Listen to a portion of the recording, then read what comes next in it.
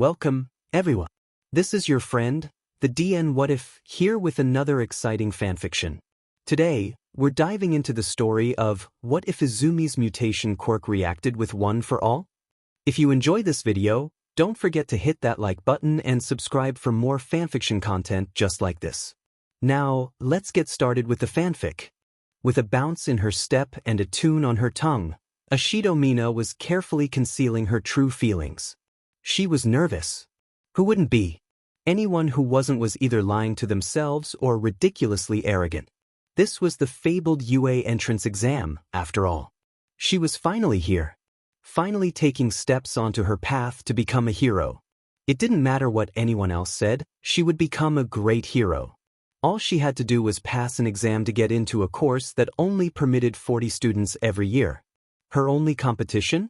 Several hundred other students, each one just as determined as her. So no pressure. She slumped her shoulders and sighed. Yeah, she was freaking out. Come on, Mina, this ain't like you. A solid hand tapped against her shoulder, prompting her to let out a quiet chuckle. What happened to all that confidence from last night? I distinctly remember you saying you'd ace this exam. The boy gave a smirk, showing off his sharp teeth. You know lion ain't manly, right? At that, Mina rolled her eyes. Kirishima Ijiro was good at a lot of things, but being tactful definitely wasn't one of them. Mina gave her own smirk and bumped her shoulder against Ijiro's. You're talking smack, but I can see you're just as nervous as I am. She laughed when she noticed the slight tremble in Ijiro's step. With someone as stable on his feet as Ijiro, that alone was enough to give it away. They managed to pass through the main gate and the full view of UA's main building took their breath away. A bastion of heroism, and they were hoping to join its ranks. They both scanned the crowd of gathered students. The courtyard just in front of UA's main building was a sprawling array of unique individuals. So many hopefuls and so much competition. The bubbling competitiveness in Mina's chest almost drowned out the crippling nerves. A few in particular caught her attention as she and Ijiro walked. A tall boy with 6 arms. A beastly, tusk-toothed boy covered in fur but with the air of a distinguished gentleman. A girl with what appeared to be vines for hair. Hey, did you hear? A voice muttered just to the side of Mina. Midoriya's here somewhere. Mina did not like that tone. The statement was followed by mocking giggles. Boo, gross. She's gonna get that gunk on us again. I had to throw out my favorite jacket last time. The voices were coming from 2 girls gossiping and laughing. Mina didn't recognize their uniform. The only remarkable thing about them was that the second girl's fingernails were literally on fire. Oh, that's nasty. I don't envy you having to sit next to her in class, the first girl added, as if it was something to sympathize with. She flicked one on her 2 braids over her shoulder and nudged her glasses up with a smirk. Mina didn't know who these 2 girls were, but she already had the urge to pound in their faces. Pretty sure those 2 won't make the cut, Ijiro muttered. Totally not manly. Mina's grip on the strap of her backpack tightened. Her knuckles turned white and she was itching to butt in and put a stop to whatever this mean girl crap was. Yet, she restrained herself, if only because she really didn't want to jeopardize her chances by getting into a fight right on UA's doorstep. The 2 girls were safe. For now. Huffing, Mina carried on toward the main building. At least that little encounter killed off the last of her nerves. A few moments later, Ijiro suddenly stumbled and knocked into Mina. Whoa, sorry do-dash. Watch where you're going, Yedimin extra. He was cut off by the growling and snarling of what could only be described as a raging Pomeranian. Spiky ash-blonde hair, red eyes. Face like a horse who just bit into a lemon. He barely gave Ijiro any more attention before storming off. Wasn't he the one who walked into you? Mina asked under her breath. Honestly, now she was just exasperated. Hopefully everyone that actually made it into the hero course would be more friendly. So, she shook off any residual irritation, helped Ijiro straighten himself up and continued through the courtyard. Only to watch in horror as a girl in front of her tripped over a slightly out-of-place flagstone. The world moved in slow motion as long green hair flowed everywhere. Mina reached out in a feeble attempt to catch the girl, but she was a little too far away. Luckily, someone else beat her to it. Another girl, This one had bob brown hair, a round face and a friendly smile. She quickly pressed a hand on the falling girl's back and suddenly she wasn't falling anymore. She was floating as if she were in space. I'm sorry for using my quirk on you without asking, but I couldn't let you fall. It'd be bad luck, right? The girl said cheerfully as she righted the girl and let her quirk deactivate. From Mina's perspective, she could only see the huge bush of green hair, but something had caused the other girl to suddenly still and gape with her mouth open. Are you okay? She asked, color draining from her cheeks. Was the green-haired girl hurt? I'm fine. The girl's shoulders slumped as she sounded completely dejected. Sorry. Sorry for what? Mina was intrigued immediately. Right. Well, good luck on the exam. The brown-haired girl shook off her shock and ran off up the stairs of UA's main entrance. Another one scared away. God damn, Izumi, the green-haired girl muttered under her breath. What could possibly be so scary about this short girl? Mina still couldn't see her face, but she could recognize the uniform she was wearing. It was the same black and red as the uniform those two mean girls were wearing. Putting two and two together, Mina could only assume this was the mentioned Midoriya. Green was literally in the name. Before Mina spoke up, the girl was already walking away at a fast shuffle. I hope she's okay, Mina sighed. How dumb can you possibly be, Ochako? Speaking to herself, Uraraka Ochako thumped her forehead against the corridor wall. You know better than to stare at people like that. It's rude and she looked so hurt about it. She groaned and tuned out the gossiping whispers of the students around her. She was talking to herself, after all. Stupid, stupid, stupid. I really should apologize. Normally, Ochako didn't react all that much to the weirder quirks around her. She saw them as cool and brought a smile to her face. However, that green-haired girl caught her off guard. She looked completely ordinary from behind, if a little short. However, when Ochako saw the girl's face, the only thing she could focus on was the solid black eyes and thick black veins running all across her pale skin. Ochako just stared without saying anything else. She was way too caught up in the unique appearance. When she finally realized she was staring, Ochako ran away, caught up in her own awkwardness like an idiot. That girl probably hated her now. Completely understandable. Ugh, alright Ochako. What's done is done. She lifted herself off the wall and pumped her fists. Steam blew through her nostrils as determination flared. Only thing I can do is keep on moving and hope I get the chance to say sorry later. That girl is weird. Hey, she's just nervous. We all are. Nerves make you talk to yourself? That's weird. Just ignore her. Ochako's cheeks turned rosy. She wanted to melt into a puddle now.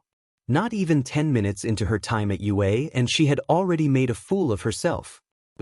I need to calm down. With that, she followed the trail of students toward the written portion of the exam. For lack of a better term, Bakugo Katsuki was apoplectic. There were several things he could be focusing his ire on right now and he didn't know which one felt more insulting. The fact that some of the extras in his class thought they had what it took to get into UA, after he specifically said he was going to be the only one from Aldra to apply. Or maybe the fact that everyone else here thought they stood a chance. Of course, the shitty nerd was also here. That was just the icing on the sheet cake this whole thing turned out to be. She was trying to ruin his origin story. Those two extras were probably just here to take selfies or something dumb like that. Deku? Well, her very presence soiled the ground on which she walked. This was This was the pinnacle of heroics education. What right did that DMN nerd have to be here with that useless, shitty, disgusting quirk? The thought of Izumi's eyes alone made Katsuki pop off several micro-explosions in his clenched fists. Smoke curled out and the scent of burnt caramel tingled his nose. He would just have to put that thing back in its place.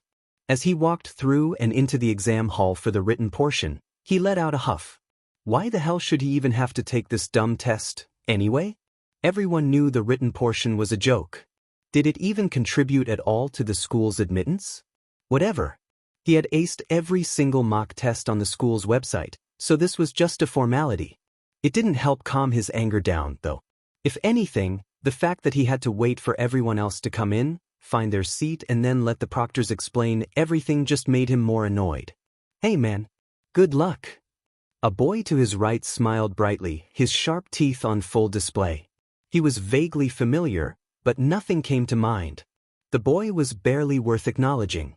"Don't fucking look down on me, extra," he snarled in response, prompting the boy to flinch a little. At least he knew who was on top. The boy looked like he was about to say something else, but was cut off by an angry, baleful glare.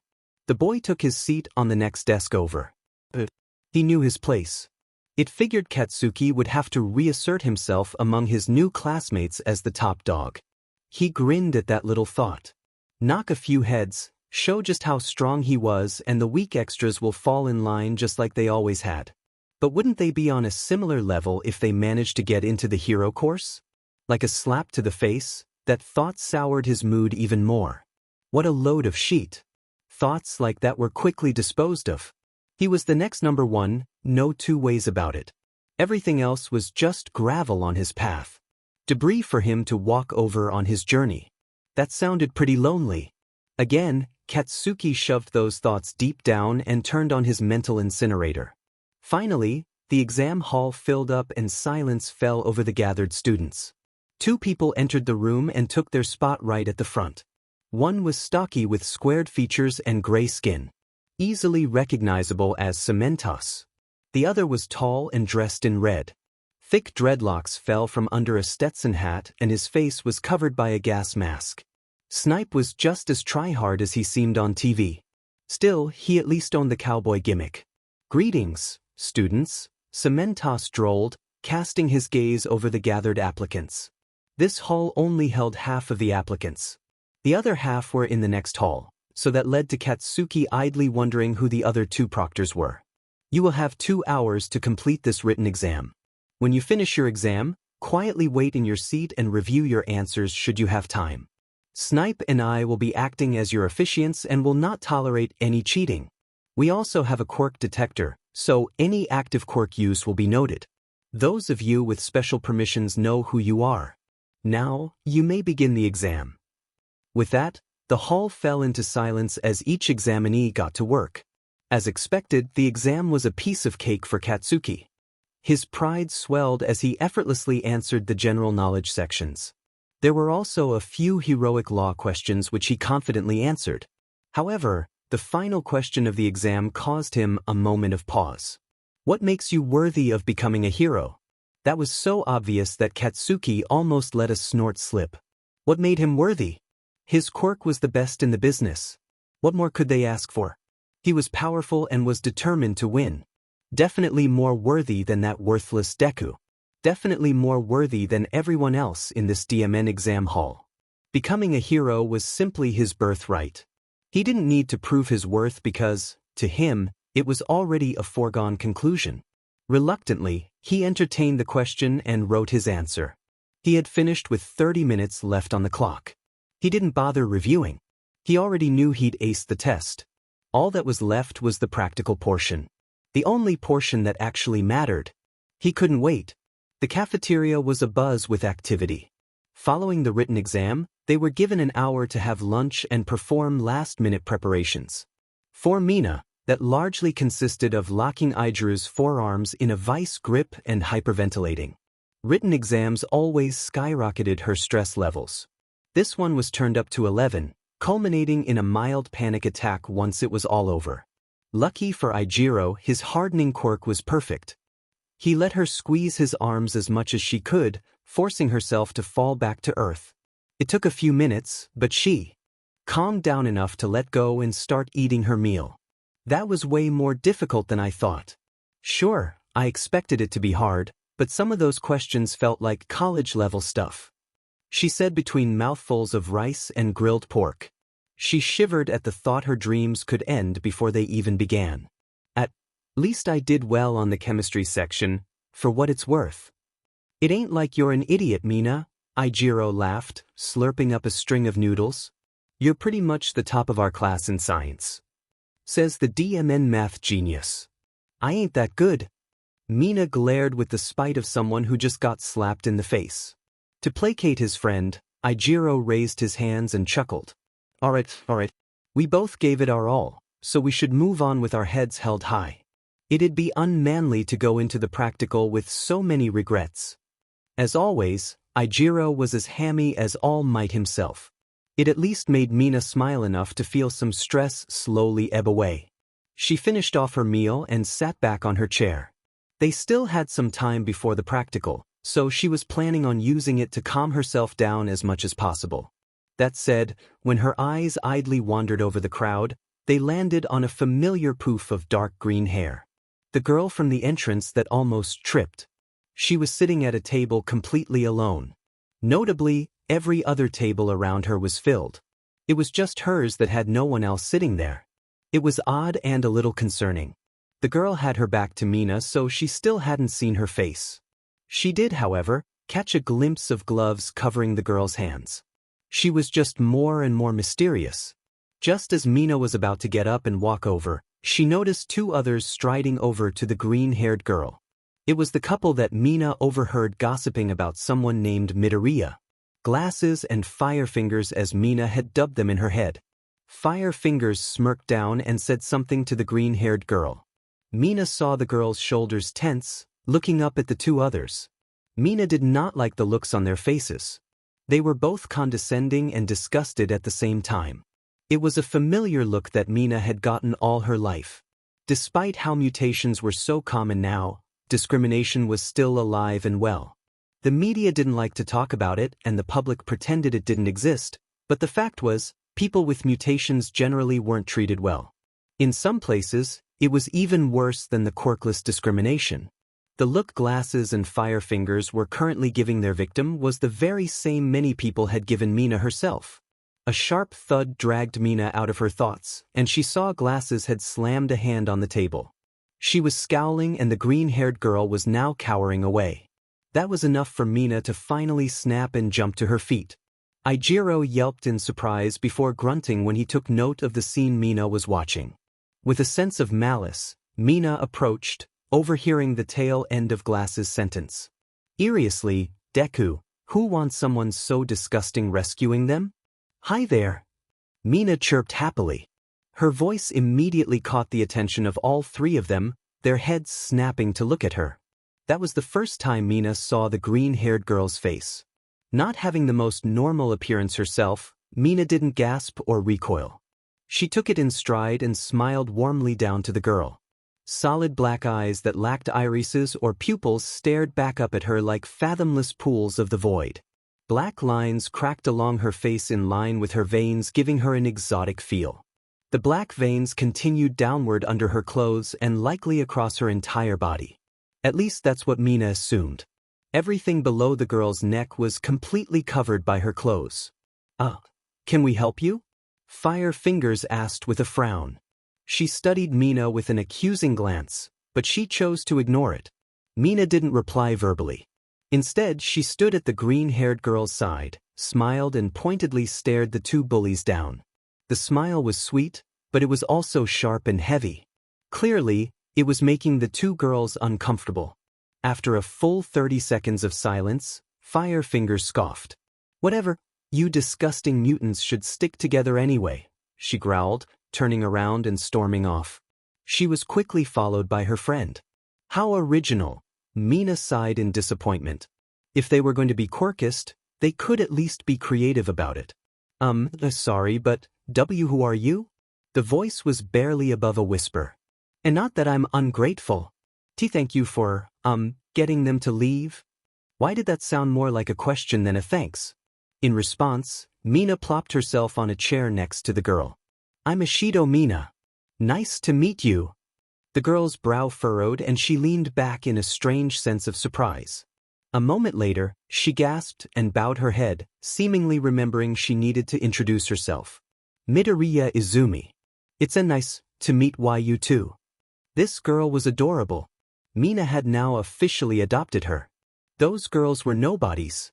I hate bullies, so I couldn't just sit by and watch them make you sad. A thick black substance pooled at the corner of Izumi's eyes. It took a moment to recognize it as tears. Izumi was crying oil-like black tears. Did Mina say something wrong? Izumi quickly produces a length of white cloth from a pocket and set about trying to stem the flow. The black tears were immediately sed up into the cloth, staining it black. Sorry. You don't get too close.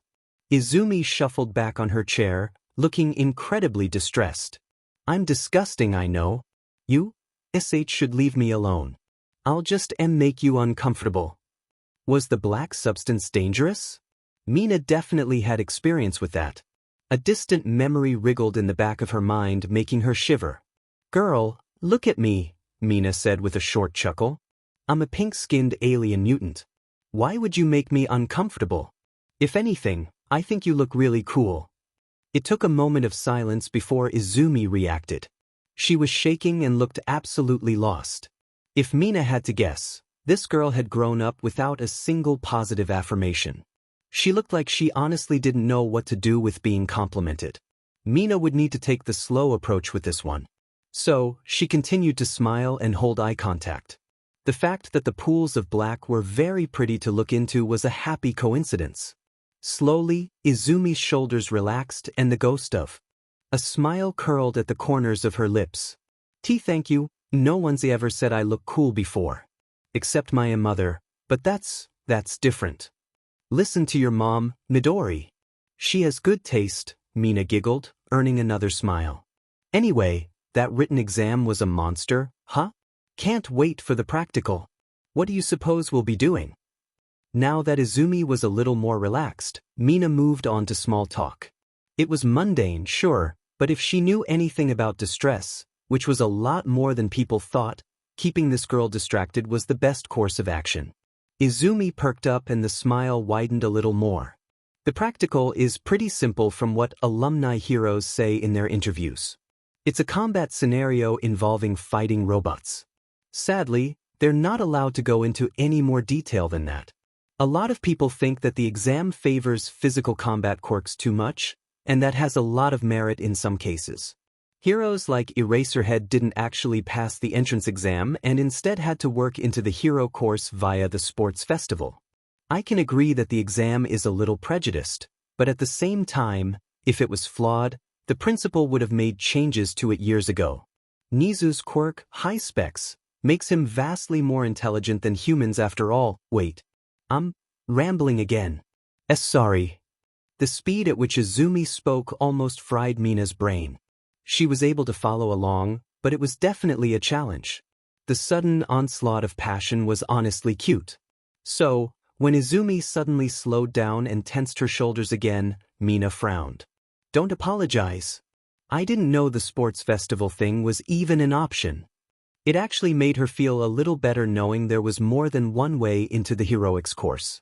If Mina ended up in general education, then all wasn't lost. Also, if we are facing robots, at least I don't have to worry about using my quirk. Why your quirk? I produce acid and can control its strength and viscosity.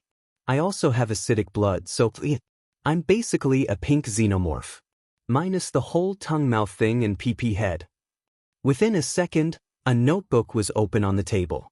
It looked singed and water-damaged, but was surprisingly in one piece. Izumi was furiously scribbling down notes with a sense of urgency. So does that mean you're immune to other corrosive substances? How strong can you make your acid? Can you change the composition of your acid, or is it fixed to one kind? Is there a limit to the amount of acid you can make at once? Izumi very clearly liked quirks. Whoa, slow down there, Mina whined, overloaded by the barrage of questions. It immediately shut Izumi up and her expressions saddened again. Sorry. It's a bad habit. I know it's creepy. Creepy? Overwhelming, sure, but not creepy. Everyone had their interests and passions. This was clearly one of Izumi's. Mina was more than happy to answer her questions, but before she could say as much, the speakers in the cafeteria came to life with the drolling voice of Cementos. All applicants please report to Auditorium 3 for a briefing on the practical exam. Thank you. Oh shoot, looks like lunch is over, Mina sighed. Good luck with the practical. It'd be cool to meet up afterwards to get ice cream or something. Before Izumi could respond, Mina trotted off back toward Ijiro. She didn't see the complete awestruck twinkle in Izumi's eyes. Not many students from her school had decided to apply for UA. Ochako wasn't particularly surprised as it was a pretty long trip to and from her hometown. She was just lucky she got a great deal for 2 nights in a local hotel. 75% off. Though the only reason she managed that was because her dad once did a favor for the hospitality hero, concierge, not too long ago. Something about emergency renovations to a high-end hotel after a gunfight took place. Not important. The point was, Ochako was sitting in an auditorium full of complete strangers. The general buzz of muttered conversation filtered around her, with the mood being generally one of nervous anticipation. Given this was UA, they were no doubt going to make a show out of this briefing, so it was just a case of waiting. Directly to her right sat a boy with immaculate blonde hair and a superior smirk on his face. She didn't quite like his energy, but it was probably just a facade. Faking it until he made it, perhaps. Whatever helped. On her left, there was a very short girl with long, bobbed hair similar in color to Ochako's own. Her fringe fell over her eyes so Ochako couldn't make anything else out, other than the twitch of her lips. The whole style somewhat resembled a mushroom. Under the girl's breath, she was constantly muttering the word, sure take, so it was a reasonable guess to say her quirk was fungal-related. Hey there, little listeners. Without warning, confetti popped up from the podium on the stage. A man burst out from behind it and threw his hands in the air as if to say, Tada! Dressed in rocker boy leather and a hairstyle that could only be described as the plumage of a cockatoo, it was instantly obvious who this guy was. Present Mike, the voice hero. Can I get a ta? There was no reply save for the odd quiet cough. For a few seconds, Present Mike was frozen in his pose as if waiting for his response. Then, his arms slumped to his side and his head dipped. Tough crowd, huh? He chuckled and picked himself up with renewed energy. No matter. Welcome to today's practical portion. All y'all little listeners are about to strut your stuff and hopefully prove you got what it takes. But Mike-sensei, I hear you ask, what awesome, amazing exam are you having us do? Well, folks, let me spin you a little tale of horror and tragedy. He clicked a button and the giant screen behind him flickered to life and displayed images of a city block. Several buildings were battle-scarred and from what little Ochako could see, most of them were hollowed-out shells. It told the tale that this place had been through some kind of attack. As you can see, this poor city block has been attacked. The culprit? Robots gone mad. He clicked the button again and the next slide showed 3 silhouettes. We've identified several models responsible, each one more deadly than the last. As such, we've designated them with varying point levels. The first silhouette filled in to show a lightly armored, bipedal robot with 2 blunt cudgels for arms. Judging from the blue light on the cudgel's tip, it was safe to assume they were probably electrically charged. This guy has been dubbed Goblin and is a speedy little guy. He's worth 1 point. The second silhouette filled in. This robot had a heavy-duty shield grafted to one arm and the same cudgel held in the other. The armor on the main body itself was also a little heavier, giving it a more stocky appearance. The mean red paint job also added to the effect. We're calling this guy Hobgoblin, bigger and harder to take down, but slower than his smaller friend. He's worth 2 points. The third silhouette took center stage. This one's overall design was a lot different to the first 2. For one, its front-facing armor was thicker, but the main difference was the head. It looked like a tank turret which had its barrel widened and shortened to resemble a huge open hole. UA wasn't seriously about to send them into battle with a robot that could shoot high explosives, right? Careful around this fella. This bruiser is called Cyclops and can shoot concentrated blasts of air. He packs a hell of a punch, so he's worth a full 3 points. Now, moving on dash. Excuse me, sir. From the front row of seats, a hand shot vertical in the air. A boy with dark hair, thick glasses, wide shoulders and a rigid posture stood to attention. Present Mick's speech stopped in its tracks as the hero glanced down at this interruption. You've explained 3 types of robots, but our additional information pamphlet states there are 4 types. I hope this is no mistake as UA is a highly respected establishment. Also, you girl in the back. Your muttering is a dash. The boy took a step back as his eyes widened. When he turned back to point at whoever he was addressing, he faltered. Ochako followed the accusing point to find a green-haired girl. The very same Ochako had seen and helped back at the entrance. The girl panicked, looking around before slamming her head down onto the small desk in front of her. She covered her head and Ochako could swear she heard a small whining noise.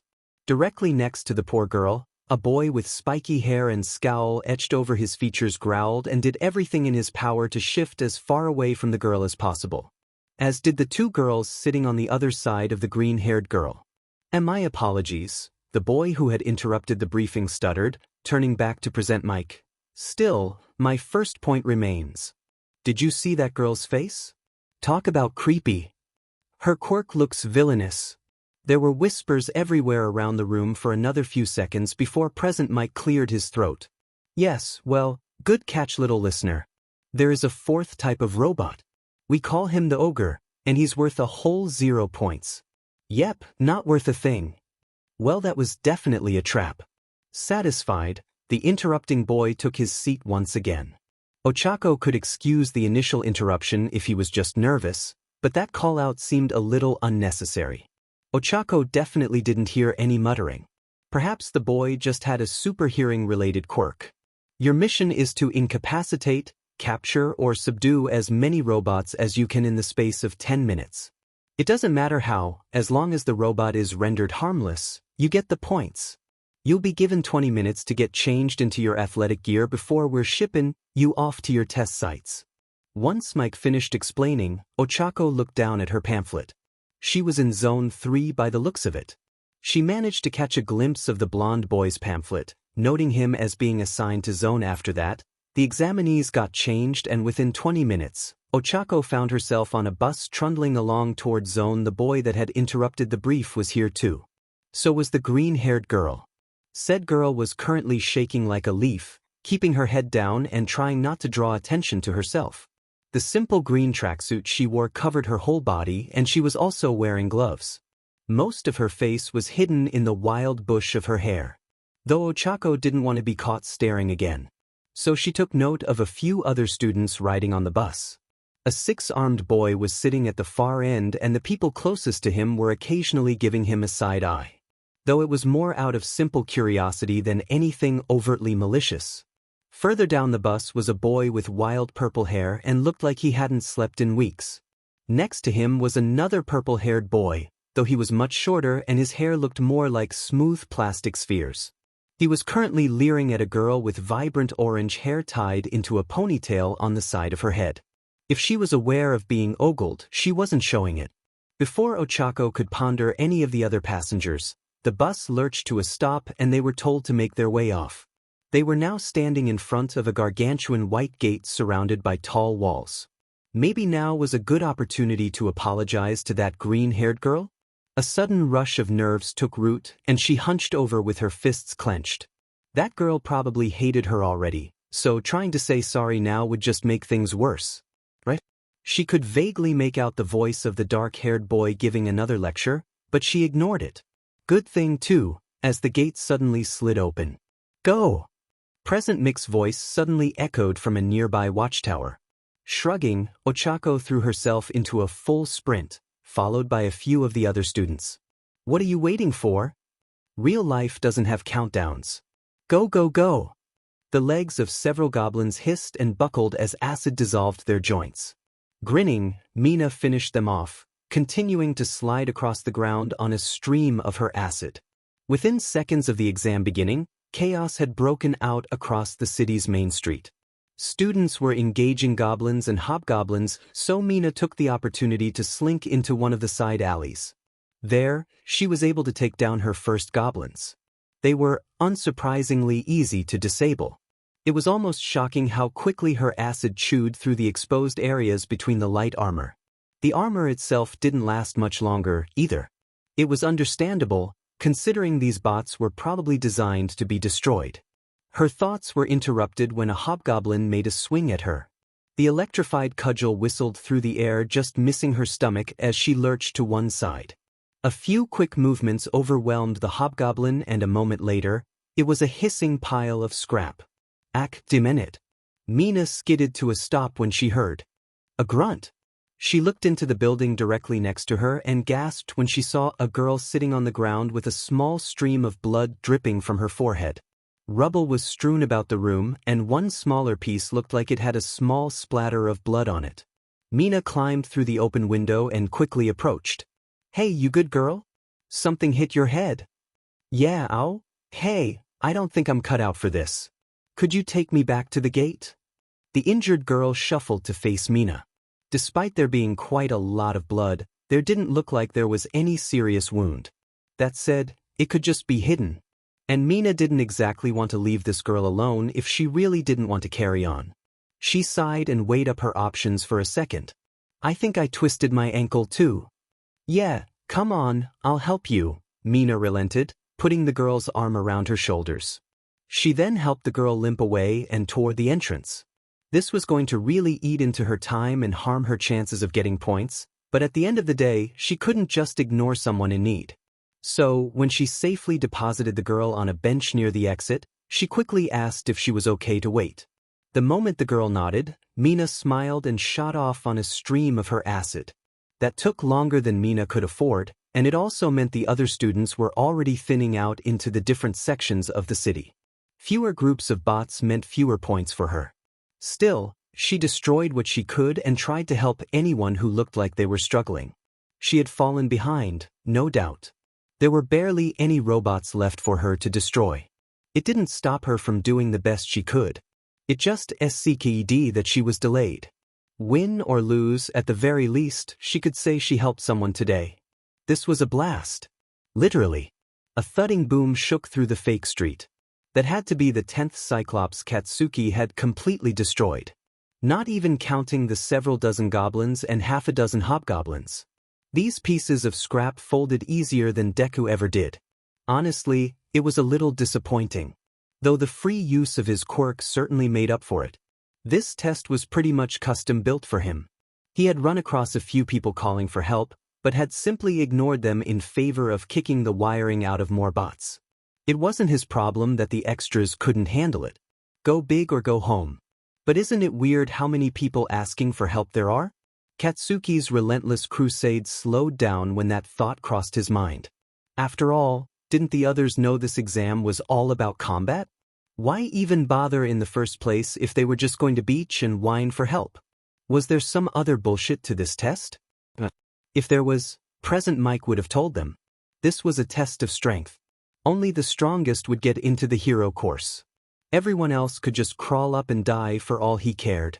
Maybe that was a bit of a stretch, but the sentiment remained. You were either cut out for being a hero, or you weren't.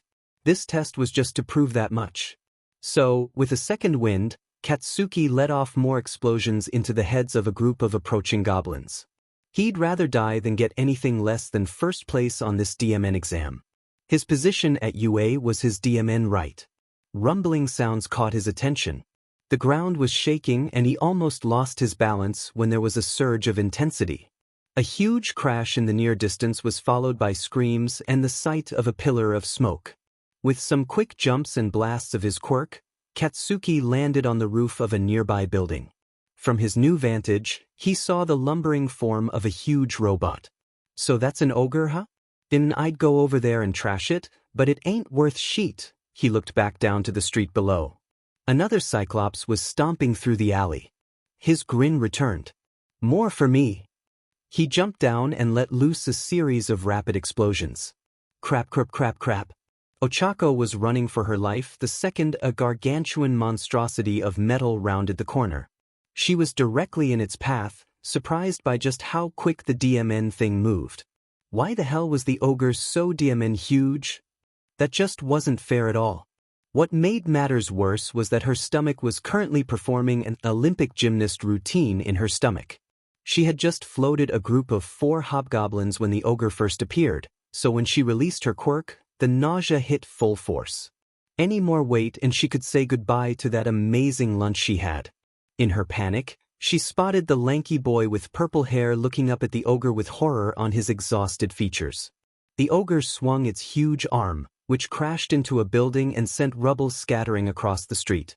One chunk was heading directly for that tired boy, and he didn't seem to notice. Instinct kicked in, and she pushed the boy away as hard as she could. The force sent him tumbling to the ground, and he gave Ochako a confused glance. She was about to yell at him to run, but there was a sudden agonizing pain that shot through her leg and up her body. She crashed to the ground and looked back. Her leg was now trapped under the rubble that she had tried saving the boy from. Judging by the dull throb of absolute pain, her ankle was definitely broken. She had no idea how bad it was, though. Still, she was trapped and the ogre was quickly approaching. "Get out of here!"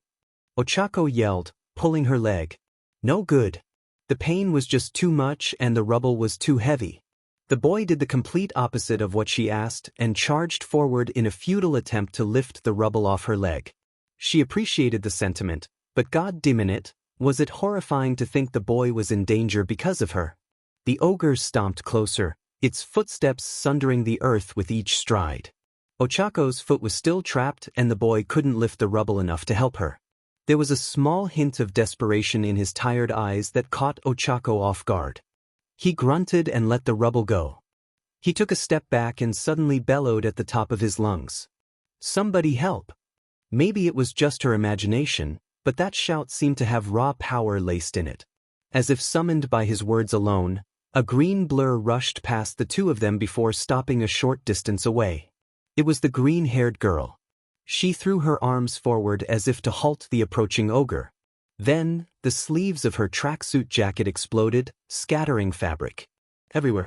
Black tendrils of energy burst forward, spreading thick ichor across the street. The tendrils writhed and a glow of green energy surrounded each one. They speared forward and began to splinter. Several wrapped around various objects such as railings, streetlights and window frames. Within seconds the whole street was a web of black and green. Two distinct strands entangled the ogre from opposite directions. A strange groaning sound started to shake the air. The rending of metal. Moments later, the ogre was ripped completely in half. Sparks and oil leaked for the torn metal and several small explosions thudded across the upper half of the ogre. For a second, the whole exam site had gone completely silent. Panicked students had stopped running to look back at the carnage. All eyes were now focused completely on one person. That girl with green hair. The black web then dissolved into wisps of smoke before completely disappearing as if they were never there. The ogre's two halves fell to the ground, forcing the earth to tremble under the impact. Screeching metal and crumbling stone filled the air for a few moments before the wreckage settled. Panting, the green-haired girl slowly turned around to face Ochako and the boy. Thick black tears were streaming down her cheeks. Her dark veins were also pulsing along her now exposed arms. Several wounds were leaking oil-like blood across those arms. She stumbled a step forward and a smile began to cross her jaw. Then, she coughed and a large amount of the oily blood popped from her mouth. She fell to her knees and promptly passed out. The day that Midoriya Izumi's quirk manifested was, for lack of a better term, terrifying for the tiny 4-year-old. Her friend's quirk had already come in a few months prior and it was amazing. Kaken was going to be a great hero thanks to his quirk. That's what Izumi genuinely believed and everyone, adult and child alike, agreed with her. The boy was destined to do great things. Izumi couldn't wait for her own quirk to develop so they could begin their journeys as a great hero team. Sure, Kaken had been more prone to violent outbursts recently, but that was just Kaken being Kaken. He probably didn't mean to occasionally let off an explosion in Izumi's face or push her around a little more roughly than he used to. Izumi didn't mind. He was just getting used to his new power. She would probably be the same when hers eventually developed. On a particular July 15th, the Midoriya household was filled with screaming and confused crying. So many questions, so many new feelings, so much panic. The transformation was drastic.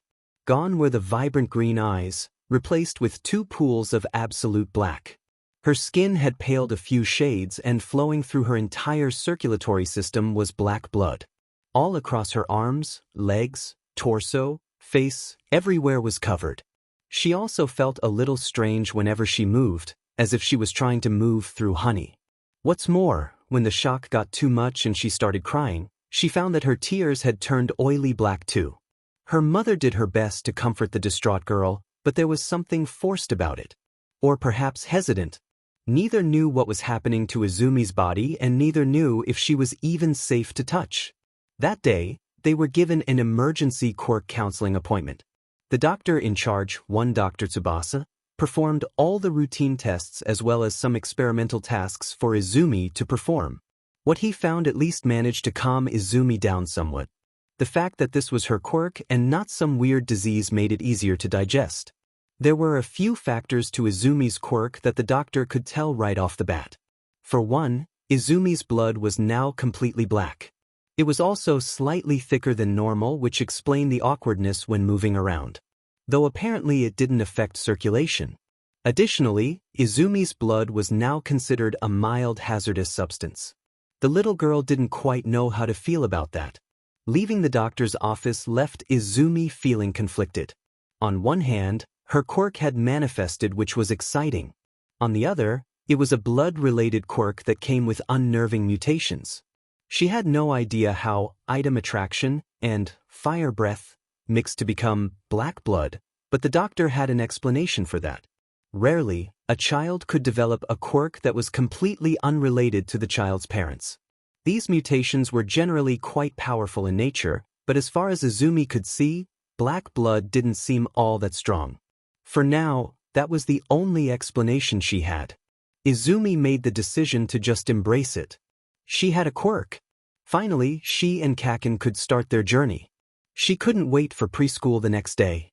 That excitement was quickly and brutally crushed when every single child screamed in terror and ran away from her.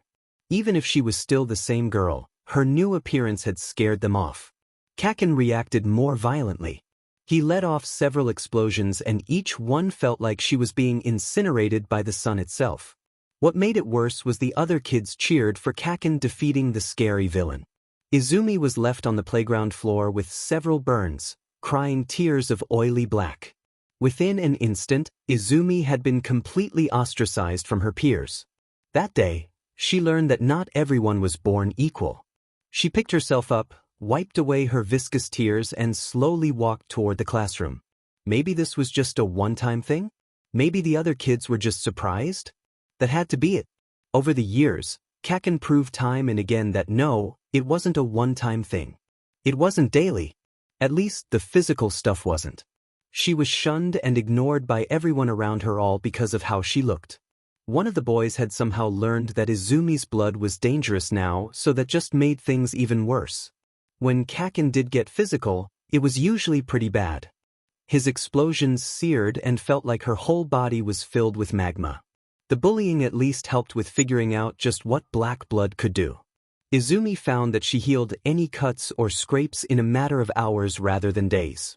She also found that blunt force didn't really hurt all that much. Falling to the ground from things like trees or climbing frames didn't lead to broken bones like they should have done. However, it was painfully apparent that heat was her worst enemy. During the summer, she struggled to function and couldn't handle being around open flames. That also meant that Kaken's explosions were all the more dangerous. They were the only things that left any scars, though he never hit her where she couldn't hide the wounds. She learned early that trying to tell a teacher about the abuse wouldn't help. It only made Kaken angrier and more emboldened. So, Midoriya Izumi grew up to hate her own quirk. She started to believe what everyone had told her. She was disgusting. A blight. No better than a villain. Her mother tried to reassure her, but it didn't make much of a difference. Midoriya Inko could only watch as the spark in Izumi's eyes dimmed. Along with it, Izumi started to talk less and less about heroes and quirks. Sure, she still kept her notebooks and occasionally fell into a passionate analysis of a new quirk, but for the most part, Izumi had lost herself. When asked, she still said she wanted to be a hero, but there wasn't any confidence there anymore. After all, who would want someone so repulsive and unnerving to save them? When middle school started, things just got worse. Before, the teachers gave the impression that they'd at least try to help. They never did, of course, but they weren't exactly mean. Most of the faculty of Aldred Junior High, however, actively encouraged bullying against those with weak quirks or without quirks at all. Izumi sadly fell into that category, so no matter what the other kids did to her, it was just swept under the rug, ignored, and subtly rewarded. Some of the teachers even joined in with insults. During her second year, she tried to gather some evidence of negligence and abuse. She tried recording an incident where Kaken used his explosions in the middle of class to give Izumi a nasty burn on her stomach. The teacher just shrugged and continued on with the lecture as if one of his students hadn't just assaulted another. That video was subsequently sent to the local police station. Maybe something would actually be done about it. Of course, why would anything actually go right for her? Whoever was put in charge of Izumi's case didn't even bother following up on it.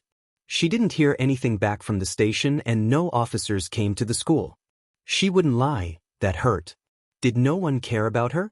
Sure, Inko did, and Izumi loved her mother so much. She was the only thing that remained good in her life. A few times, Izumi asked about her father, but she was never given a real answer. Inko only told her that the man was working overseas. An excuse that worked for a while, but as Izumi grew older, it became painfully obvious that her dad was either dead or had abandoned them. It was unclear which was the worst option. Better for everyone if Izumi simply dropped it, so she stopped asking during her second year of middle school. Things came to a head early into the third and final year at Aldra Junior High. The idiot homeroom teacher thought it was a good idea to openly say that Izumi had applied for UA's heroics course. That set Kaken off on an hour-long angry rant about how Izumi could never be a hero with a disgusting quirk like black blood. Izumi suspected the teacher did it on purpose for this exact reason. Still, the whole thing about Kaken being the only one from Aldra to get into UA was a major point that the boy really wanted to push.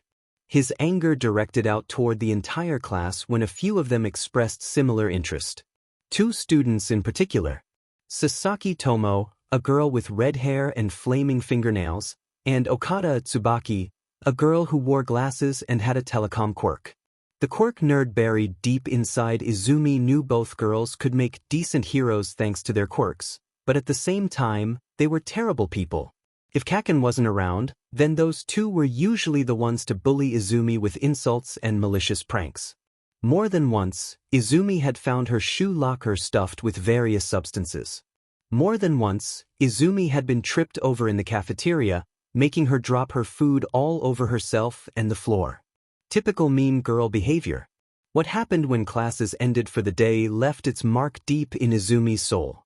It would keep her up at night and wriggle through her mind, urging her to follow the advice Kaken gave her. After vandalizing Volume 13 of her hero analysis for the future, the cold glare the boy leveled her with was filled with hate. His words thick with venom and as heavy as a fully loaded freight train. If you want to be a hero so badly, why don't you take a swan dive off the roof and hope for a less disgusting quirk in your next life? He actually laughed. After saying something so cruel, the boy laughed. As did his two lackeys. She was left alone with that. Left to stew in the realization that everyone really was disgusted by her. She was just a blight against those around her. For years, Izumi clung to the fragment of hope that something would change and Kaken would go back to how he was before his quirk. She hoped that they could be friends again. But that? It was too much. Her old friend was dead and had been for a long time. His own quirk had killed his old self with ruthless efficiency. Izumi didn't think there was even anything left of the old Kachani. He was always energetic and rougher than he probably should have been, but he was never outright cruel. What changed? Some quirks could come with minor mental changes, but was that all there was to it? He gained explosive powers, so he figured he needed to be explosively violent? It didn't matter anymore. Kaken was gone and what remained was a cruel, abusive, arrogant a-hole. Just thinking that gave Izumi a sudden pang of guilt, as if Katsuki, didn't deserve to be insulted like that. She really was hopeless. As Izumi fished her notebook out of the koi pond in the school's courtyard, her thoughts started to spiral. Maybe she should just cut the bullshit and remove herself from the world. If she disappeared, what would actually change? As far as Izumi could tell, she was nothing but an annoyance in most people's lives. If that annoyance disappeared, then surely things would be better for everyone? The only one who would actually care would be her mother. Inko was the one thing keeping Izumi from ending it right this moment. Had she really given up hope? As she walked away from the school, all Izumi could feel was emptiness. She barely felt real. The usual looks shot her way from other civilians when ignored. She knew she was crying, but didn't have the energy to clean up the tears. Instead, she took a small detour away from everyone else. A little-known path that would take her under a bridge and put her closer to her neighborhood. Just as the bridge came closer, she let out a long-winded, exhausted sigh. A very tiny, almost insignificant spark started to flicker in her chest. No, she wouldn't give up just yet. I will become a hero. She thumped her chest and forced a grin on her face. In her attempt to pick herself out of her despair, she completely failed to notice a manhole cover slide open. Two large eyes opened up and glared at the girl from within the sewers. When her back was turned, the villain made his move. Bursting out from the sewers, the mass of sludge landed heavily right behind Izumi. She jumped back in horror, looking up at the writhing form slowly taking shape. If it's any consolation, kid, you're definitely my hero. The villain laughed with a dark sense of malice. I'm in a hurry, kid, so don't resist too much. The villain lurched forward and lashed out with a tendril of sludge. The tendril thudded against Izumi's stomach, forcing her to double over and start coughing. That was when the villain wrapped himself around her and forced his way into her mouth. Thick sludge slowly tried to force its way into her throat. Its acrid taste made her feel like throwing up, but she couldn't when he was getting deeper, blocking the bile from coming back up. She started to cry, and the thought that she was about to die consumed her mind. Of course it would end like this. Alone, terrified, forgotten. Just to be used by a villain like some sort of morbid puppet. She stopped struggling and felt oblivion creep in on her. That was until the mass of gunk suddenly ripped itself out from her mouth, bringing up a spray of bile and black ichor along with it. The villain screamed in agony as he backed off, clutching something resembling an arm. What the hell? That hurts. He yelled, looking down at his arm. Izumi could see a small amount of black, oily ichor mixed in with the dark green sludge. She felt her cheek and pulled back her hand to see her oily tears. She also felt liquid dribbling from her mouth. Despite the pain in her throat, she recalled the few quirk counseling sessions she had as a kid. Her blood could cause someone incredible pain if they came into contact with it. As the villain's cries started to pick up, Izumi looked up at him and realized he was starting to flail his whole body around. Her blood had been absorbed into his body, meaning he couldn't escape the agony until something came along to neutralize the toxin. What did you do to me, you freak? The villain shrieked and slammed himself against the wall of the bridge, causing the concrete to crack under his weight. Izumi was far too terrified to run away. The thought that she was the one causing this much pain was rooted in her mind. The guy might have been a villain and tried to kill her, but seeing him thrash and scream really drilled in the internalized self-loathing. I'm sorry. I'm sorry. Izumi sniffed and backed away to the opposite wall. Her back pressed firmly against the cold stone. A moment later, something else shot out of the sewer manhole. A huge man who looked to have muscles on his muscles. The glint of blonde hair and a winning smile became instantly recognizable.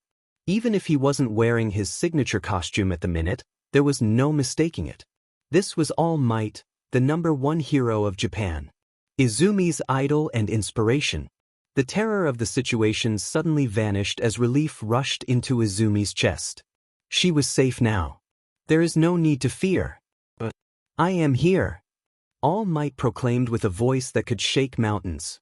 The sludge villain growled and shivered in pain, completely ignoring the hero. A fact that clearly surprised him.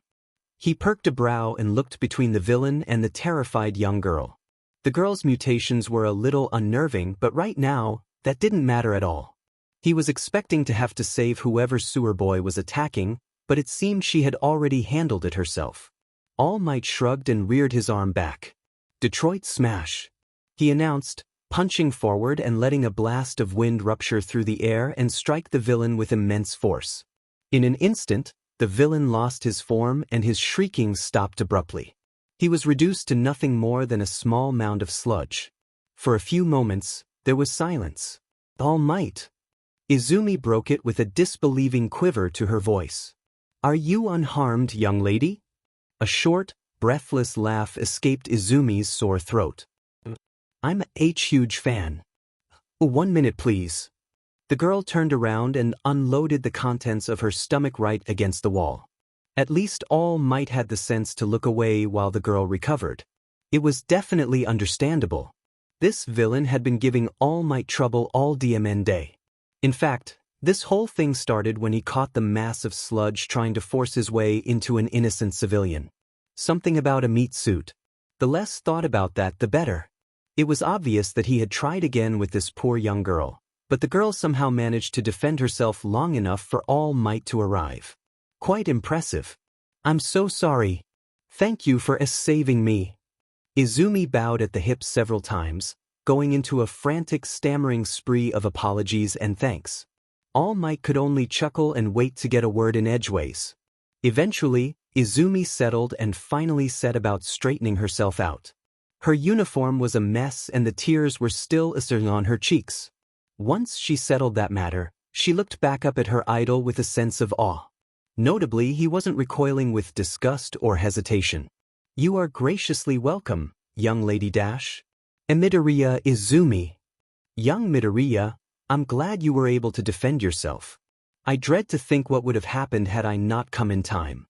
Now, I should secure this criminal before he regains his bearings. All Might stepped forward and poured out a plastic bottle of soda into the sewers. He then began to reach forward. Suddenly, Izumi threw out her hand. Wait. Don't touch him. She scrambled forward and took a small white piece of cloth out of her skirt pocket. Dabbing it against the puddle of rancid slime, the cloth suddenly turned black as Izumi's ichor was absorbed. She then backed away and let All Might secure the villain. Sorry, it's Jace. He got some of my blood on him. My blood causes a lot of pain when it comes in contact with his skin, so because his skin is completely made of sludge, it got essiged up into his whole body. I see. All Might gave a big smile. So that is how you were able to fend him off. Well, I will be sure to obfuscate that detail in my report. Wouldn't want you getting arrested for accidental vigilantism now, would we? Ha. His bellowing laugh made Izumi flinch slightly. She hadn't even thought about that. Because, yes, according to the old quirk usage laws that were still in effect, any unlicensed use of a quirk against someone committing a crime was considered as vigilantism and can result in considerable prison time and extensive fines. The laws were ancient in that they were put in place when quirked individuals were the minority. Many attempts have been made to revise those laws, but the HPSC clings to their power tighter than the pressure required to turn coal into diamond. You would not want that at all? Izumi was still freaking the hell out right now. She was talking to All Might, the living legend himself. This was both the worst and best day of her life. All Might, sir? Yes, young Midoriya? I have your autograph. Izumi pulled out the rewritten version of Volume 1 of her analysis notebook. She flicked through its pages and landed on the section dedicated to All Might himself. A sketch of him wearing his Silver Age suit took up a portion of one page. Below the sketch was a space reserved for an autograph, as was the standard format she used for all of her analysis. Should she ever meet the hero in question, she would have a space ready for them. All Might took the notebook and gave one of his biggest smiles yet. When he finished signing the page, the lettering accidentally a bit too big and dribbling over onto the sketch, he glanced toward the analysis himself. There wasn't all that much, but that was to be expected. All Might had made it a point to dance around the subject whenever someone asked about his quirk. Most people just chalked it up to incredibly powerful super strength, which wasn't necessarily untrue. Though the actual nature of his quirk was a closely guarded secret for a reason. A secret that he'd have to share when he found a successor. Even still, what little Izumi had written was well thought out and quite impressive. There were even some small criticisms worth mentioning. Most notable was his lack of any formal martial arts training. His over-reliance on brute force and overwhelming strength made him predictable. Which was fair. Still, it had worked for him for the better part of 40 years. The last 5 notwithstanding. Here you go, young Midoriya. I wish you luck in your future pursuits. The hero handed back the notebook and tensed his legs, ready to jump away. He was quickly stopped when Izumi suddenly yelled out. Wait. I have a question. All Might's smile tensed slightly. He could already feel the encroaching burn of his time limit. He had 10 minutes left at the most. He needed to get Slime Boy to the nearest police station as soon as possible. However, the girl looked quite troubled and honestly concerningly distressed. Ask away. Though I must be going soon as I am quite busy. Right. Well, Izumi fidgeted with her fingers for a second before her shoulders slumped. She exhaled and looked up at All Might, trying not to avert her gaze from fear of unnerving him. Could I be a hero even with a disgusting villainous quirk like mine? That was not quite what All Might expected. Then again, he didn't know what he expected to begin with. This girl looked so desperate and fresh pools of viscous tears were already gathering at the corner of her eyes. Delicacy was never All Might's strong suit, and this was definitely a situation that needed delicacy.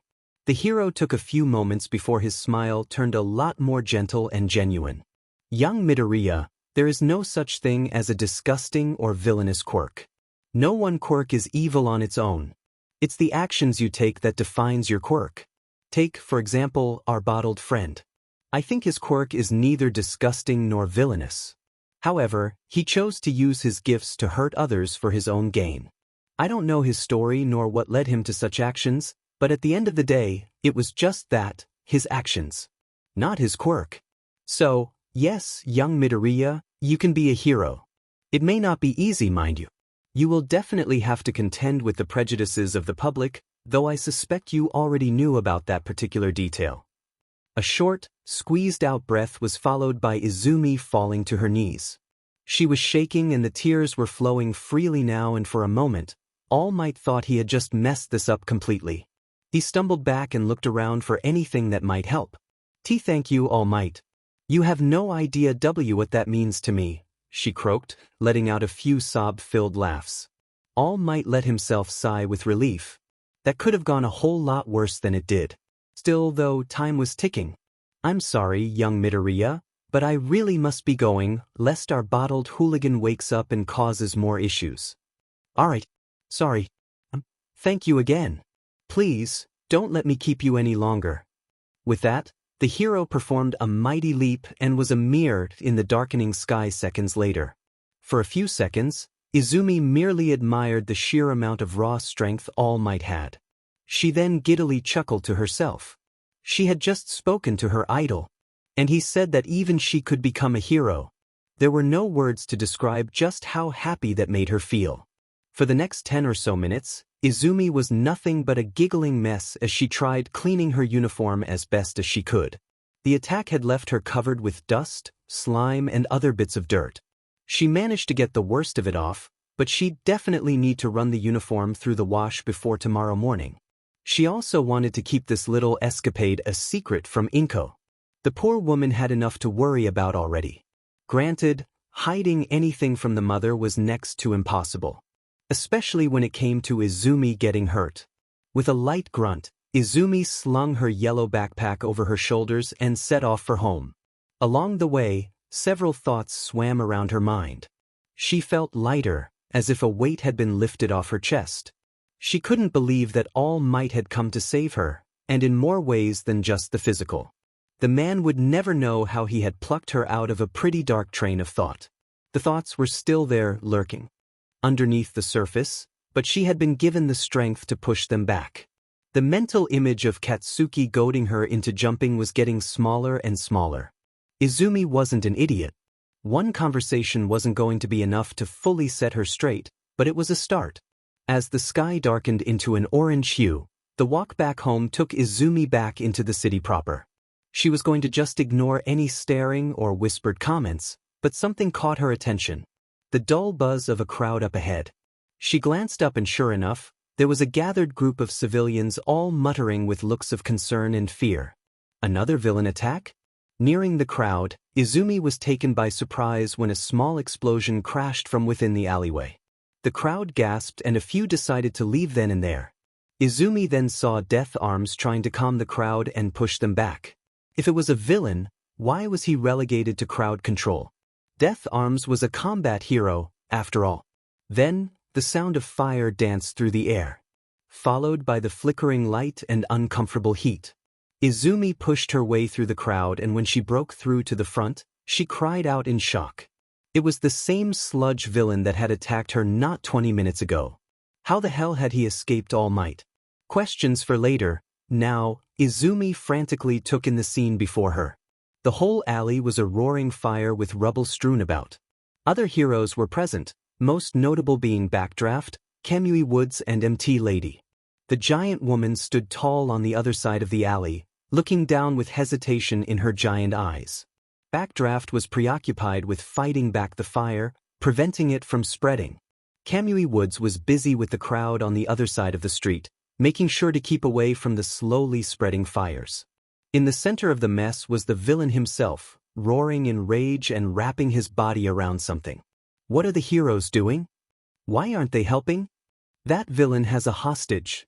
They're just waiting for someone who has a better quirk. Izumi froze on the spot. The crowd's muttering felt like one of Katsuki's explosions. This guy had another hostage? Panic started to bubble in Izumi's chest. Was this her fault? Had she distracted All Might for too long with her selfish questions? If the villain got away, where was All Might now? Then, the sight of something made Izumi's black blood run cold. Spiky ash-blonde hair poking out from the writhing mass of sludge. An arm broke through the slimy surface and a small pop of smoke plumed from its palm. The kid's not gonna make it if someone doesn't do something soon. Where's All Might? Wasn't he chasing this guy earlier?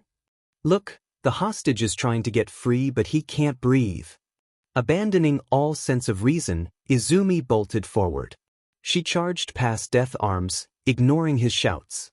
A split-second decision had her unhooking her backpack and throwing it with all her might. The bag thudded against the villain's large eye and he recoiled in pain. He growled and swiped with a tendril of slime. Izumi ducked low under the attack and continued to advance. Not you again? Get away, you freak. Don't get any of that shit near me. The villain shifted back and clear fear flashed across his eyes. Unfortunately, Izumi couldn't use her blood here. Doing so would not only land her in legal trouble, but the fact that the villain's body absorbed it meant that it would also affect whatever he was holding on to. In this case, that was Bakugo Katsuki. Instead, she leapt up onto the villain's main body and started to claw away at the sludge. The upper half of Katsuki's face came into view and the two made eye contact. Izumi could see confusion cross his red eyes, but most of all, she could see fear. The boy was absolutely terrified. She didn't blame him, she felt the same. She knew what the villain was trying to do and she would not let him do it. Clawing aimlessly wasn't doing a thing. She changed tactics and plunged her hand deep into the slime. It was like dunking her hand into a vat of gelatin. Cold, thick and sticky. Feeling around, she grabbed the front of Katsuki's uniform and pulled with all her might. She strained against the villain as best she could and after a moment, Katsuki was starting to move. After another tug, the boy had been moved enough that his mouth broke free from its prison. He took in a huge gulp of air and coughed up several globules of slime. "If, are you doing here, Deku? Get away from me, you freak!" He growled, not getting a response. Just when the villain was starting to realize Izumi wasn't going to use her quirk, a sudden rush of air blasted its way through the alley. "Ha! I am here!" All Might proudly proclaimed, rushing forward and finishing what Izumi started. He easily ripped Katsuki out of the villain's body and safely placed him on solid ground. "You have caused enough chaos, villain." Detroit smash. The aftermath of that encounter was a blur. Most of it didn't even register as a ringing in Izumi's ears drowned out everything being said to her. She vaguely understood that Death Arms and Kamui Woods were both lecturing her for being reckless, but she really didn't care. The ringing was a constant even as she gave her statement to the police. She wasn't charged with anything due to not using her quirk, but again, she didn't care. After everything, she was left to walk home alone. The ringing continued and one thought circled through her mind. Kaken didn't want to be saved by me. She looked down at her hands and studied the black veins that covered them. He was disgusted by me trying to help. She barely registered the tears falling from her eyes into her open hands. Everyone at school was right. No one would want to be saved by someone so repulsive. Maybe even All Might thought that too and just decided to lie to her in some cruel prank. If she was in a better state of mind, she would have completely dismissed that particular thought. I just want to help people. Why are they so against that? I am here. As if she had just pulled out a parachute during a skydive, Izumi was yanked out of her own head and thrown back to reality. All Might was suddenly standing in front of her posing like a bodybuilder showing off his guns. Izumi let out a quiet yelp and found herself falling onto her butt. All Might? Why were faint trails of steam wisping off of his shoulders? He was sweating too. Your eyes don't deceive you, young Midoriya. He began to laugh before he was cut off by a brief bout of coughing. Izumi swore she saw blood splatting against his open palm. That couldn't be right. I have something of the utmost importance to discuss with you. But, well, All Might craned his neck and looked around the empty residential street. It will be safer if we talked in private. Still in shock, Izumi was admittedly a little numb right now. No doubt she would be freaking out about this later, but right now she was too exhausted to even bother questioning things. So, she did what any rational person would do in that situation. She took Japan's #1 hero back to her apartment. It was essentially just down the street anyway. Knowing that Inko would have gone to work by now, Izumi opened the door to the apartment and allowed All Might to step in. Was this really happening? Just how weird was this day going to get? Next, she'd learned that All Might had some deep, dark secret that only a handful of people knew about. Perhaps she should be grateful for the overstimulated numbness in her brain. Otherwise, she would have fainted the moment All Might appeared again. She wasn't, however, expecting to be suddenly enveloped in a warm hug. Midoriya Inko was a short, plump woman that seemed to effortlessly ooze maternal love. A fact that had kept Izumi grounded more times than she cared to admit. She wondered why the woman wasn't at work like usual. Being a paramedic and ambulance driver meant she couldn't really skip out on her shifts like this. Even still, this was probably what Izumi needed right now. She let her mother fuss over her and answered the frantic questions about her well-being. Apparently the sludge incident had already made the news, meaning that Inko had already seen how Izumi had gotten involved in saving Katsuki. That explained why she wasn't at work, as she had called in a family emergency. It was a solid minute before Inko noticed Izumi wasn't alone, which was honestly impressive considering just how huge All Might was. Especially when awkwardly standing in the hall of a cozy little apartment. Inko looked up with amazement. That? All Might? Said he had something important to talk to me about. The hulk of a man was about to speak, stepping forward and out of his shoes when the hall was suddenly consumed by smoke. All three of them started to cough and Izumi tried to wave away as much as possible. Soon, the smoke cleared and where All Might had been standing was now a skeletal figure with a toothy grimace stretched over a pointed jaw. Golden hair drooped down in two long tufts. He was wearing the same white shirt and green cargo pants as All Might was, but this wasn't All Might. It couldn't be. Imposter! Izumi whisper yelled. The skeletal man recoiled as if he had just been punched. A little hurtful, young Midoriya, but I can understand your surprise. Rest assured I am All Might. May we take this to your lounge? Suddenly transforming leaves me quite winded. Both mother and daughter blankly allowed the frail man to shuffle into the small lounge. They glanced at each other and honestly, both were at a loss for words. When the thought of learning a deep secret crossed Izumi's mind, she was trying to make a joke to keep herself from completely losing her mind. Either way, the mother and daughter took their own seats in the lounge, completely shell-shocked. All Might gave a weary smile and nodded in acknowledgement. I should start by explaining my current appearance. I was hoping to keep this between you and I, young Midoriya, but perhaps bringing your mother into the fold is for the best. If she was a little less completely overwhelmed, Inko would have wholeheartedly agreed with that sentiment. So would Izumi. All Might then went on to explain several earth-shattering truths. First, he had been gravely injured during a horrific battle 5 years ago. The gnarled scar that radiated over All Might's torso provided a grim picture. He had lost a lung and over 90% of his stomach during that battle. As a result, he could only maintain his power for 3 hours a day. That led him to explain how the sludge villain was able to escape him after being secured. En route to the local precinct, All Might had run out of time and dropped the villain, allowing him to burst free and make his escape. The hero alerted the local hero dispatch and police and begrudgingly left the matter to them. That was until the villain took another hostage. Instead of resolving the situation, the heroes on scene were doing nothing but waiting. When All Might got to that little fact, he couldn't help but growl in annoyance. After all, Death Arms alone could have handled it if only the man had just one more brain cell.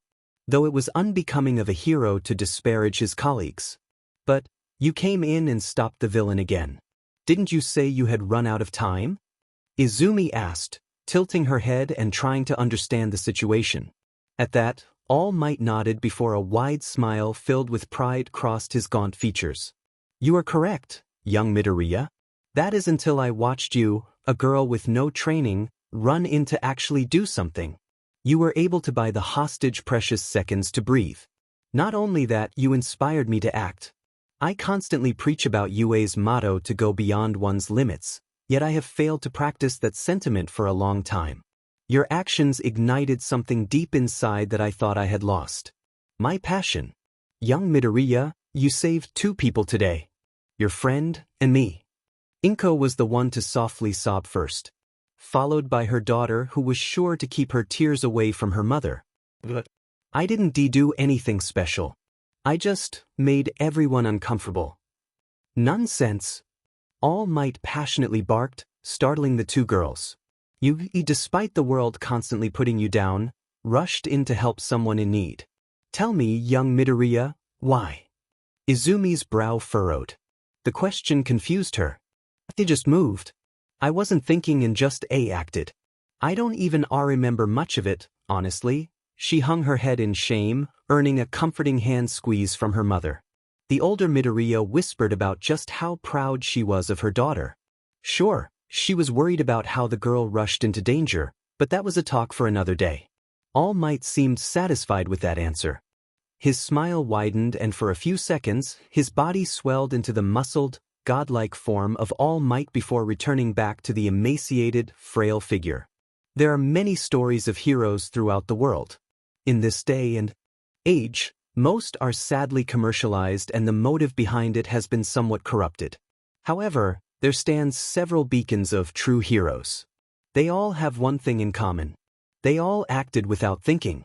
They saw people in need and immediately jumped into action. You demonstrated that very same trait today.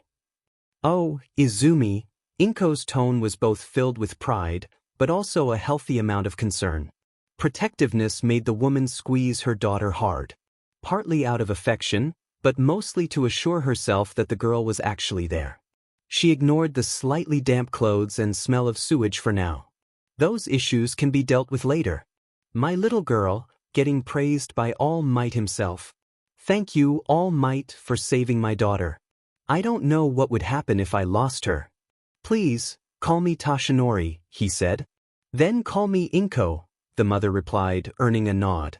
On to the main reason I wanted to talk to you, young Midoriya. Tashinori shifted his attention to the young girl.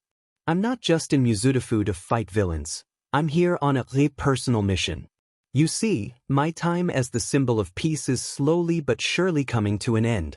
He preemptively held up a hand to silence Izumi's inevitable outburst. He chuckled when her protests died in her throat. As I've explained, I can only safely maintain my power for 3 hours every day.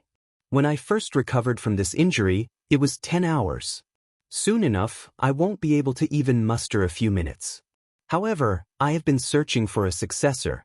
You see, my quirk is unique in that I wasn't born with it. In fact, up until I was around your age, I was completely quirkless.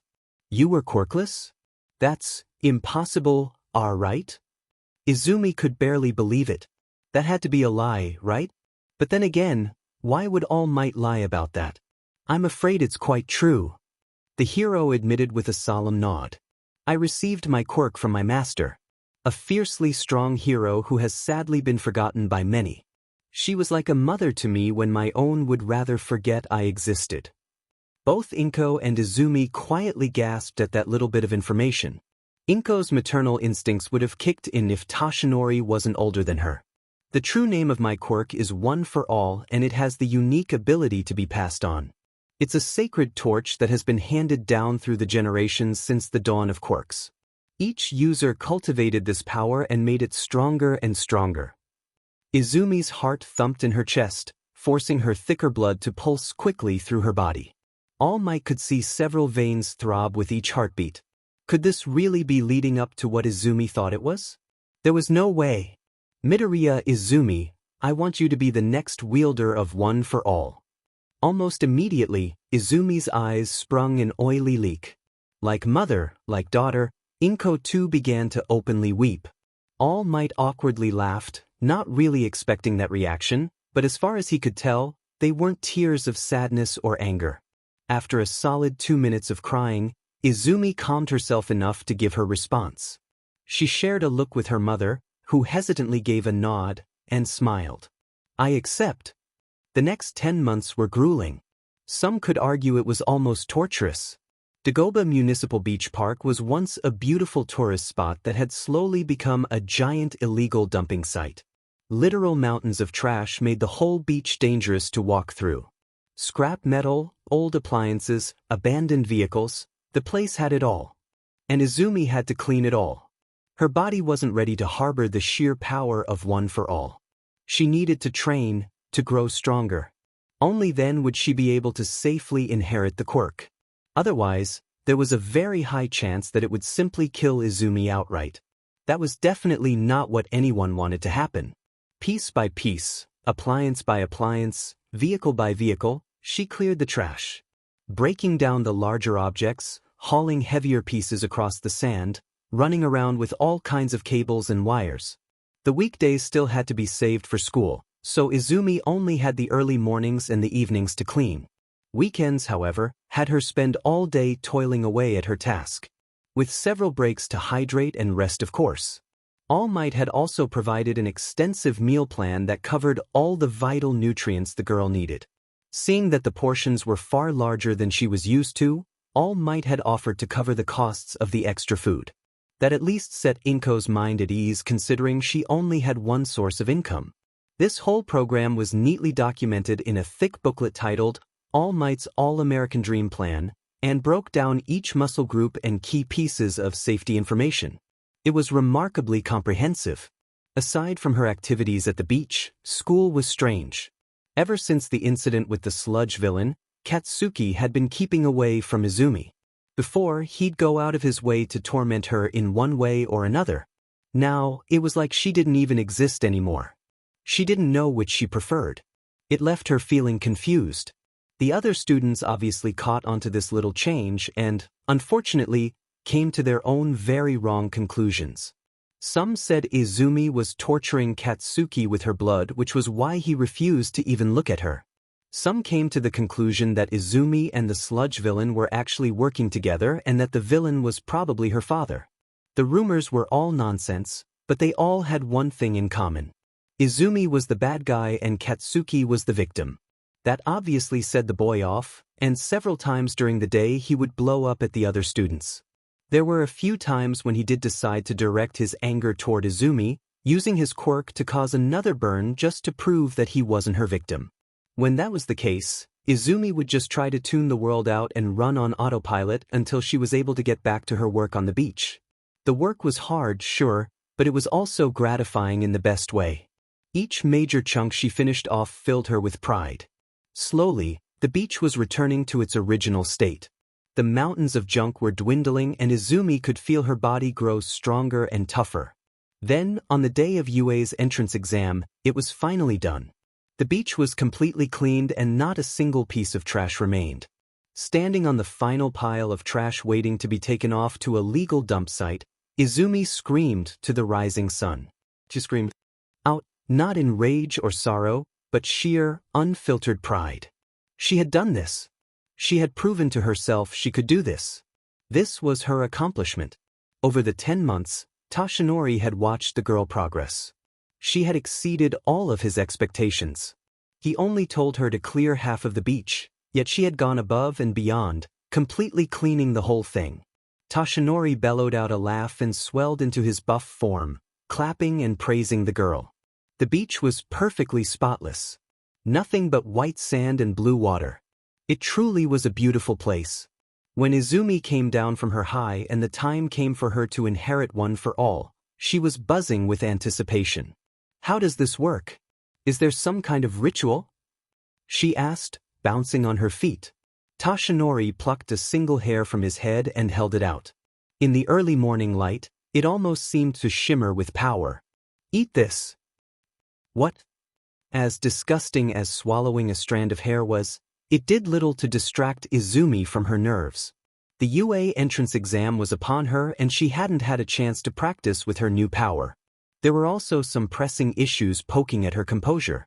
Not only were Tomo and Tsubaki being their bitchy selves, but Katsuki was sure to make his displeasure known.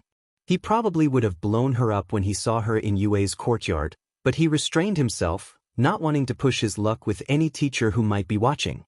Still, Izumi kept her head down and tried to be as small as possible. Even when she tripped and started to fall face first to the ground. She'd be okay thanks to her quirk, but the whole thing would be mortifying. It was, however, saved from the humiliation by a stranger. A girl with a gravity quirk. Judging by the feeling of fingers on her back, it was likely a 5-point touch quirk. She was about to thank her savior when she noticed that the girl was staring. Frozen with an unreadable expression. Izumi's shoulders sagged. The girl was obviously frightened of her appearance. Are you okay? The brown-haired girl asked with a hint of hesitation. Definitely frightened. I'm fine, she mumbled. It was always the same. No one wanted to have to look at her for too long. The fact the girl was still staring just made Izumi feel worse. Sorry, she added. The girl awkwardly wished her luck and vanished, hurrying away as fast as possible without actually running. Another one scared away. Goddammit, Izumi, she huffed to herself. She was used to this. It shouldn't hurt so much, but it stung with a dull thump of pain in her chest. Before she could make any more people uncomfortable, she continued to walk toward UA's main building. The lunch PRD after the written exam was certainly a strange experience. A pink-skinned girl with small horns and eyes similar to her own, except the girl had irises and pupils, had come and driven away Tomo and Tsubaki.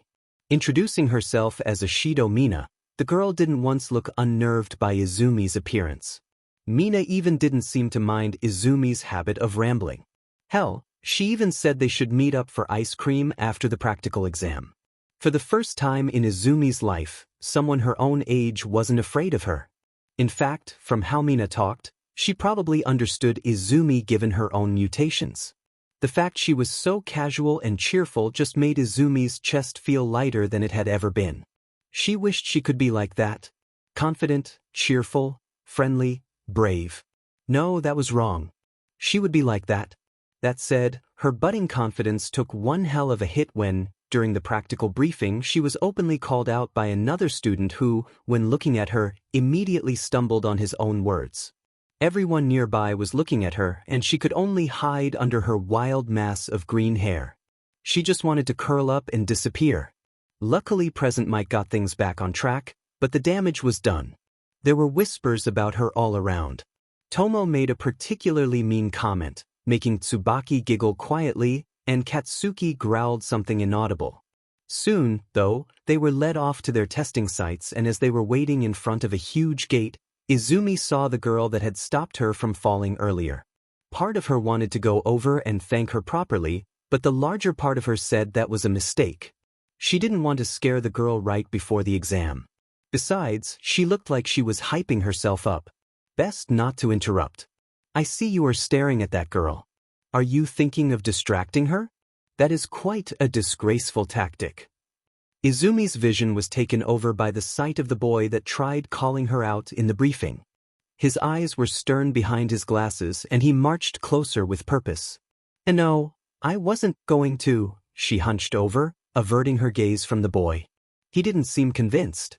He was glaring at her and no doubt, he was thinking about how unsettling she was. Did he think she was actually a villain? Sasaki said this boy probably did. I'm sorry dash. Go! Izumi was cut off by the sound of Present Mike screaming from a watchtower. The gates to the test site opened and a few of the students bolted forward. What are you waiting for? Real life doesn't have countdowns. Go go go! The rest of the students caught on and charged. The boy lecturing Izumi grunted something before the sound of an engine rumbled underneath his shirt. He turned on his heel and small jets of flame burst out of 6 holes on his back. 2 on each shoulder blade and 1 on either side of his lower spine. He raced off with the speed of a high-performance supercar. Izumi could nerd out of the quirk later. She had fallen behind. She rushed around the test site almost aimlessly, desperate to find any kind of robot. Along her way, she did happen across a few students in various situations. She pulled a beam away from blocking a door, freeing the boy trapped inside. One girl had seemingly been hit by a cyclops and wanted to be taken back to the entrance. Another boy was having difficulty wrestling with a hobgoblin and called out for Izumi to help. They took out the hobgoblin and the boy gave his thanks. Oddly, none of the people Izumi had helped seemed to think twice about how she looked. They barely even reacted, simply voicing their appreciation and moving on. It actually felt good. However, she had barely even destroyed any robots. She had managed to take a few goblins down and a single cyclops that wasn't paying attention to her, and she didn't know if that hobgoblin she helped with counted. If she didn't pick up the pace soon, she would definitely fail. She couldn't let that happen. She couldn't let All Might down. As she ran through the street, trying to track down more robots, she couldn't help but feel odd. She had inherited one for all, but she didn't actually know what it even did. Earlier, she felt a warm hum in her chest and there was definitely something new, but she honestly had no idea what that something was. She had no clue how to draw upon the power surging inside. The only advice All Might was able to give was to clench her butt cheeks and yell smash. But that was honestly the dumbest thing Izumi had ever heard.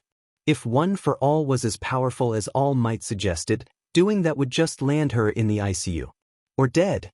In her distraction, she completely failed to notice the sudden trembling earth and the screams of students.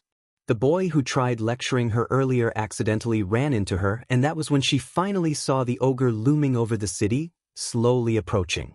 Students were running away in panic, and the boy said something about getting to safety. However, over all the chaos and sounds of destruction, a piercing voice cut through it all. Somebody help! Without a second of hesitation, Izumi rushed toward the ogre. On the street, she spotted a purple-haired boy standing over a girl who was trapped under some rubble. Trapped and directly in the path of the ogre. The fact it was the brown-haired girl that helped her that morning didn't really register. Izumi was already acting.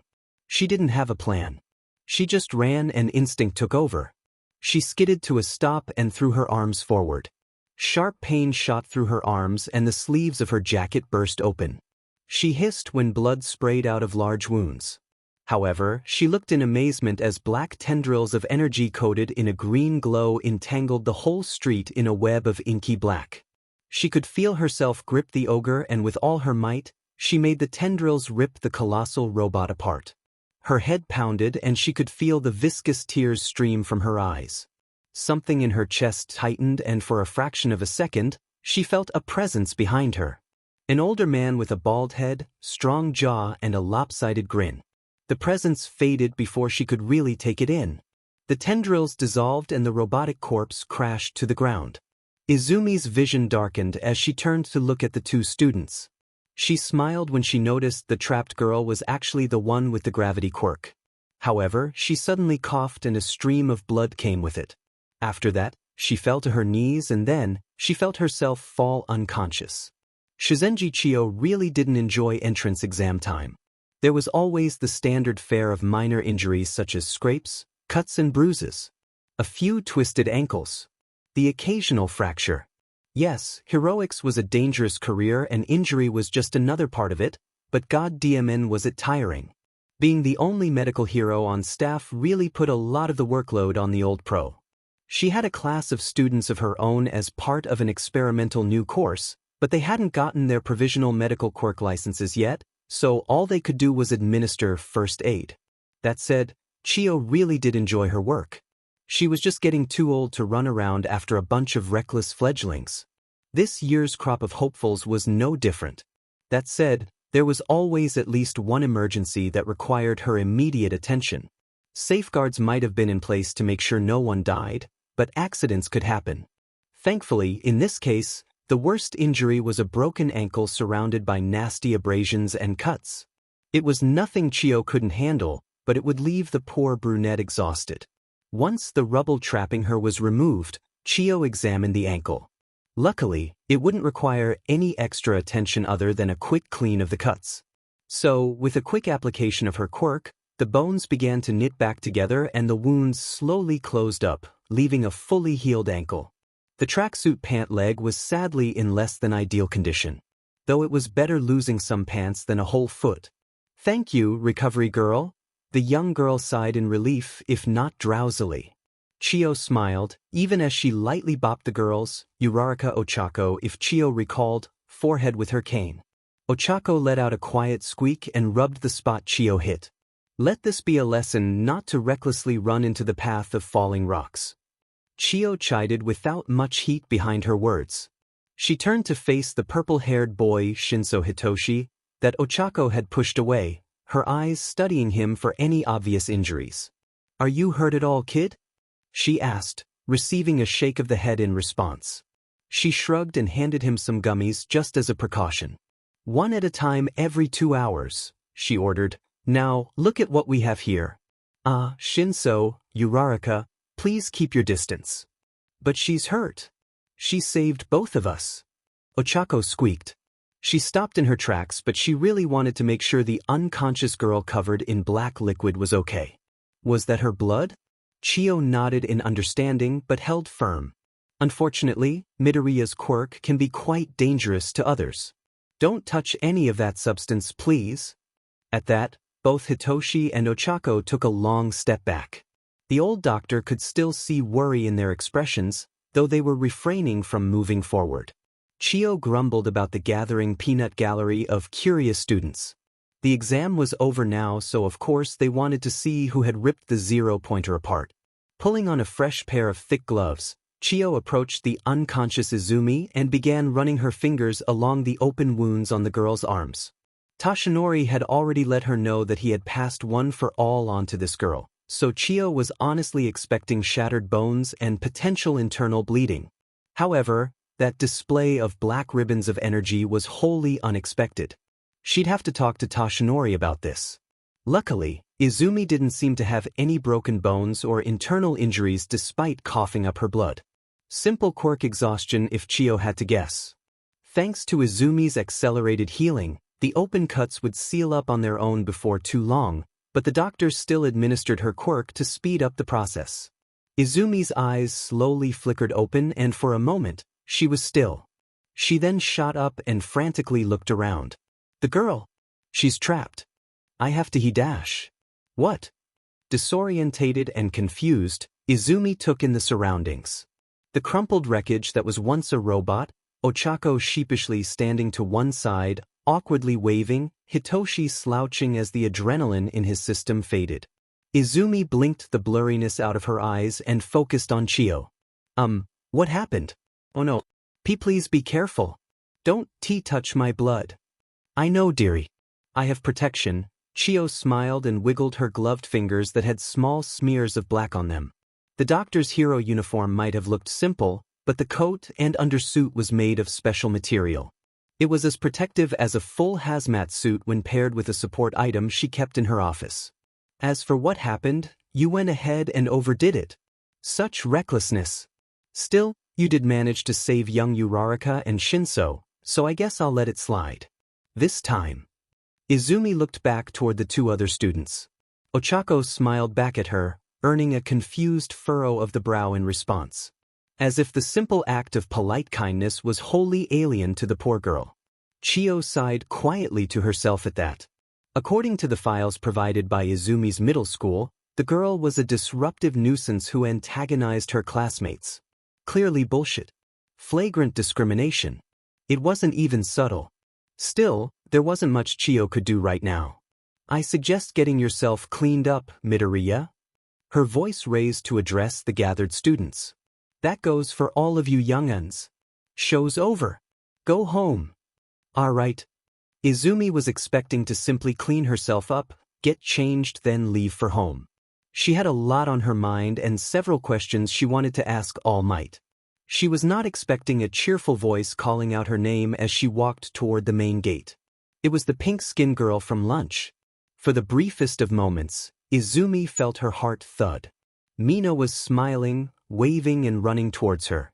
She was also followed by a boy with straight black hair and a flustered grin showing off sharp teeth. Hey Midoriya. I thought I missed you. How'd you do on the exam? Mina asked as she stopped and puffed out a few breaths. The boy behind her caught up and shook his head in affectionate exasperation. That aside, Izumi could only let her shoulders sag a little. Not good. I didn't get many points, she replied, a deep sense of dread forming in her stomach. She had probably failed, no doubt. That meant she had let All Might down completely.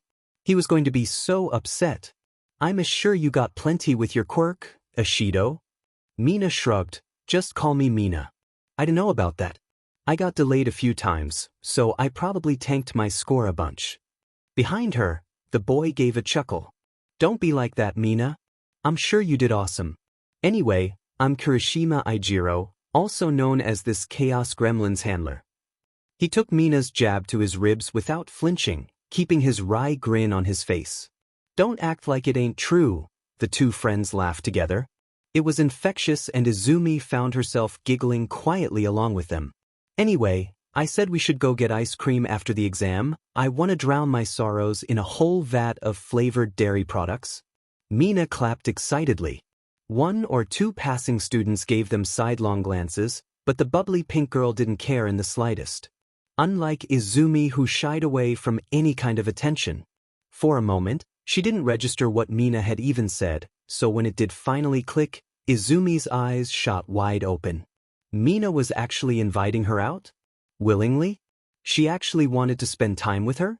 A dark part of Izumi's mind nagged at her, telling her this was just another prank. Oh, it's Midoriya. A sweet voice brought Izumi out of her downward spiral. Looking up, Ochako was smiling as bright as the sun. I wanted to apologize for this morning and, well, thank you for saving me. And me, I guess. In hindsight, I wasn't really trapped or anything.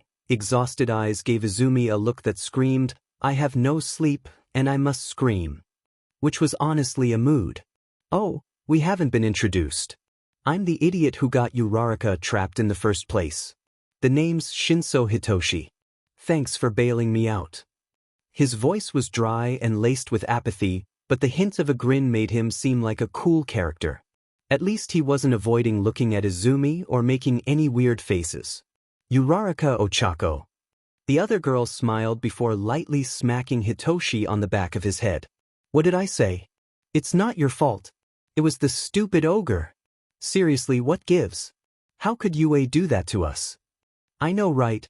I feel like that thing could smush me like a grape. Wait, why did I suddenly feel gross saying that? Mina jumped in with a giddy energy.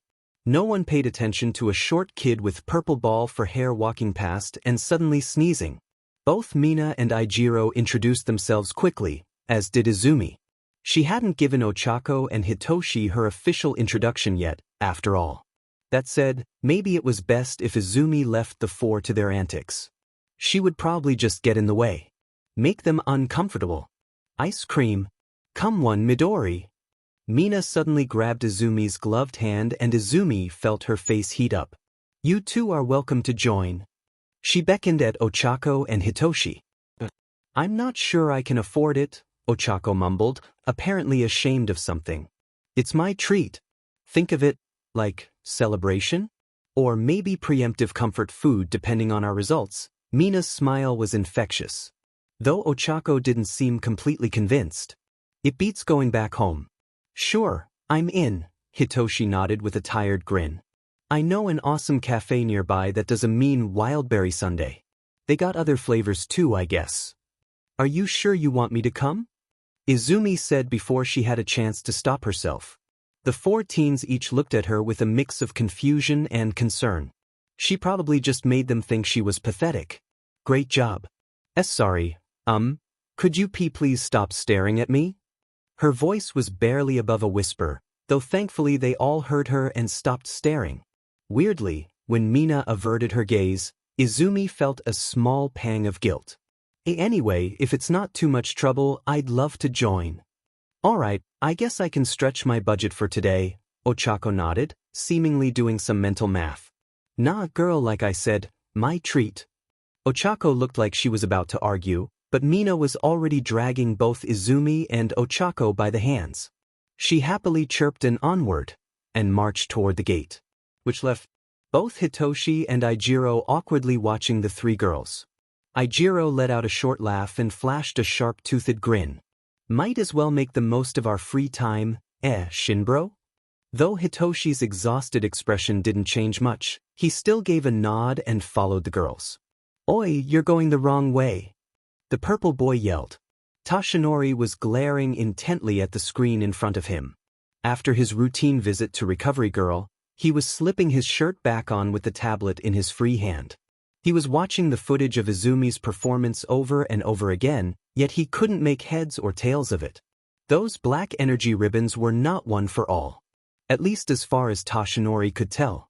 He was under the assumption that one for all was a stockpile of combined physical strength gathered over the generations.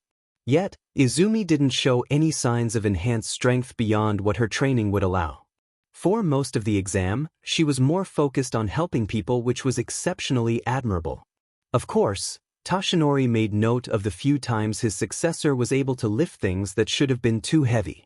However, she showed no signs of using one for all. There was always some kind of visual tell. For Toshinori, it was his buff form.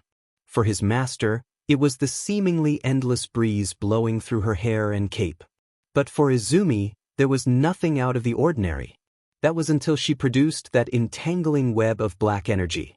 Each tendril glowed with faint green light. Perhaps one for all had manifested differently in Izumi? I think I figured out what's happened, Chio spoke up from behind him. She was sitting at her desk in the school's infirmary and was currently scribbling notes. I managed to pull up some records of some of the previous users and I found something quite interesting. Toshinori's tablet flickered for a moment before switching to an entry in the hero registry. An ancient entry. Over a century old. Far older than Toshinori and even older than Nana by quite a large margin. Lariat? Toshinori perked a brow. The name tickled something in the back of his brain, but he couldn't figure it out. Indeed. Banjo Daigoro, hero name, Lariat, Chio began to explain, hopping off her chair. He was among the first pros in Japan with a pretty impressive yet incredibly short career. He tangled with All for One on a few occasions as well as taking part in the Beppu Rebellion, successfully overthrowing Steam Engine's rule on the area. Tashiner grimaced at the mention of that particular villain. Steam Engine was a ruthless woman with a quirk that allowed her to convert steam into raw power, and seemingly didn't have a limit to how strong she could get. In a place like Beppu where natural hot springs were abundant, it was essentially her personal playground. Even to this day, the smaller towns in the area were still recovering from her influence. Maybe that's where Toshinori had heard Lariat's name before? Maybe in a half-forgotten heroics history class from his UA days. That was so long ago, he was surprised he even had an inkling to begin with. God, he felt old. Impressive, but how does this relate to young Midoriya? Lariat's quirk, Chio said simply, making the screen change to a recording of Lariat fighting Steam Engine. The conflict was a brutal one, but that wasn't what Toshinori was focused on. It was what Lariat was using to fight the villain. Black tendrils coated in a green glow. Black whip. On its own, it was pretty basic. Lariat could create and control those tendrils at will, but he could only create two at once and with a limited range. Until he inherited one for all that is. Just as Chio said that, the recording showed Lariat create a huge web of intersecting ribbons, trapping Steam Engine long enough for another hero, a younger man wearing a high-collared red coat, to strike a heavy blow. It wasn't enough to finish the villain off, but it was definitely a decent display of teamwork. Tashinori also noticed that it was the same technique Izumi had used on the ogre. So, you think young Midoriya manifested this black whip quirk instead of the power stockpile my master and I did? It certainly seems like it. I'll have to observe her more. She'll likely need quirk counseling between now and the start of term because it looked like those whips had ripped right out of her skin, which isn't exactly safe. Chio looked down at the tablet in her hands and quickly read through the files she had on Izumi. Specifically her quirk. If I had to make a guess, I think her innate quirk reacted with One for All and resonated in particular with Lariat's quirk factor. Granted, that's just conjecture at this point. So, what about the stockpile? No idea, for now, Chio shrugged, earning a dissatisfied grumble from Tashinori. It was definitely a mystery, but either way, Izumi had demonstrated that she was the right choice. Tashinori smiled widely at that thought. She had a long road ahead of her, but she would no doubt make one hell of a hero. The simple fact that Izumi now had friends was still completely alien to the girl. It didn't feel real. Even as they ate their ice cream in the cafe Hitoshi recommended, which turned out to be a cat cafe, Izumi still struggled with the thought that these people were just tricking her. At any moment, they would pull the rug out from under her and subject her to ridicule and humiliation. It never came, however. Mina, Eijiro, Hitoshi, and Ochako were all happily talking to her, and they even exchanged contact info. Izumi's phone rarely got used outside of calling and texting her mother, so the regular texting with her new friends was going to take some getting used to. Maybe she'd never get used to it. Despite that, however, now that the exam was over, the worst part was next.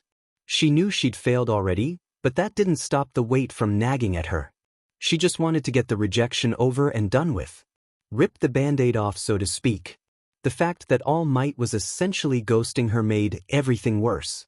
She felt herself beginning to spiral and panic slowly set in. She had failed and now even All Might hated her.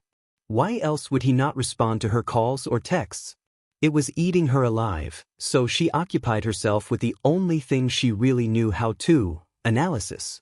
With a fresh new notebook, volume 14 to be precise, Izumi got to work noting things down about her new friend's quirks. Mina's acid was amazingly effective. Not only could she control its potency and viscosity, she could probably learn to create specific kinds of acid.